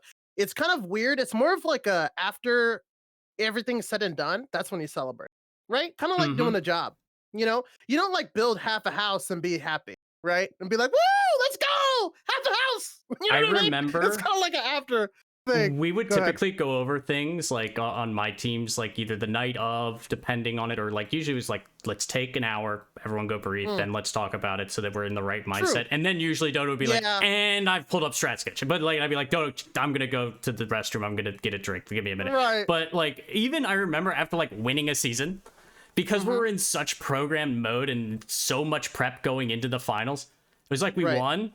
And then we're going to get a victory drink or whatever. If we're riding back to the hotel or whatever. It's like, yeah, but on Muravanka, like, honestly, we should. I don't want to hear it. We got like months till the next season. We just won. Let's celebrate. Like we don't need to be in the We have all the time in the world for next season. You get so into it, right? Yeah, so you're like, you forget that it's over. You're like, wait, it's over. We won it. Yeah, it's done. We've got months till next season, but you just get in that competitive mode of like hard work, and it just you keep going. And as the season goes on, I mean, it's only gonna get better. It only can get better. Because each match is worth that much more. True. And so with that, we are done for tonight with the Community League. I guess we could thank our sponsor here, Germ. Well, who is our sponsor? Paysafecard, !PSC in the chat. They are a sponsor, and you can get a link to them. Smiley, are you doing your post? The League After Dark? Yeah, League After Dark after this? Well, then everyone, Scott, give it like a couple minutes. All the juicy content. I will make sure to send my viewers over to Smiley. You can catch him at twitch.tv/SmileyRage with a Y. But if you're on my stream, you'll get it in a second. I'm so sorry that it's so scuffed. Like, not only was your voice scuffed, like after I restarted the stream, like twice, right? Like what ended up happening, the audio wasn't going through.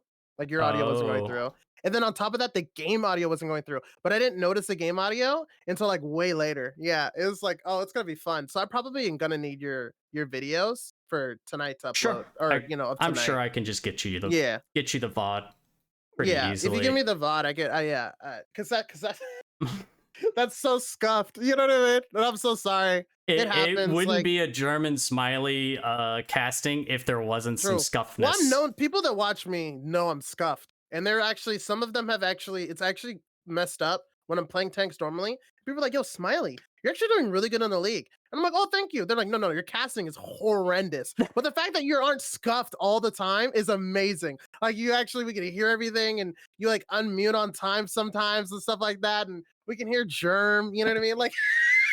And I'm like, oh, thank you, thanks. Yeah, you kind of know how to more scuffed than me? Because I mean, mine in the past have been, like for me, it's like, are you kidding, guys? It's we've got logos up there with the scorecard this season as well. Like, aren't I pretty like tech savvy now, huh? Like, we're putting on high production value. You know what's actually hilarious? Do you have our names above us yet?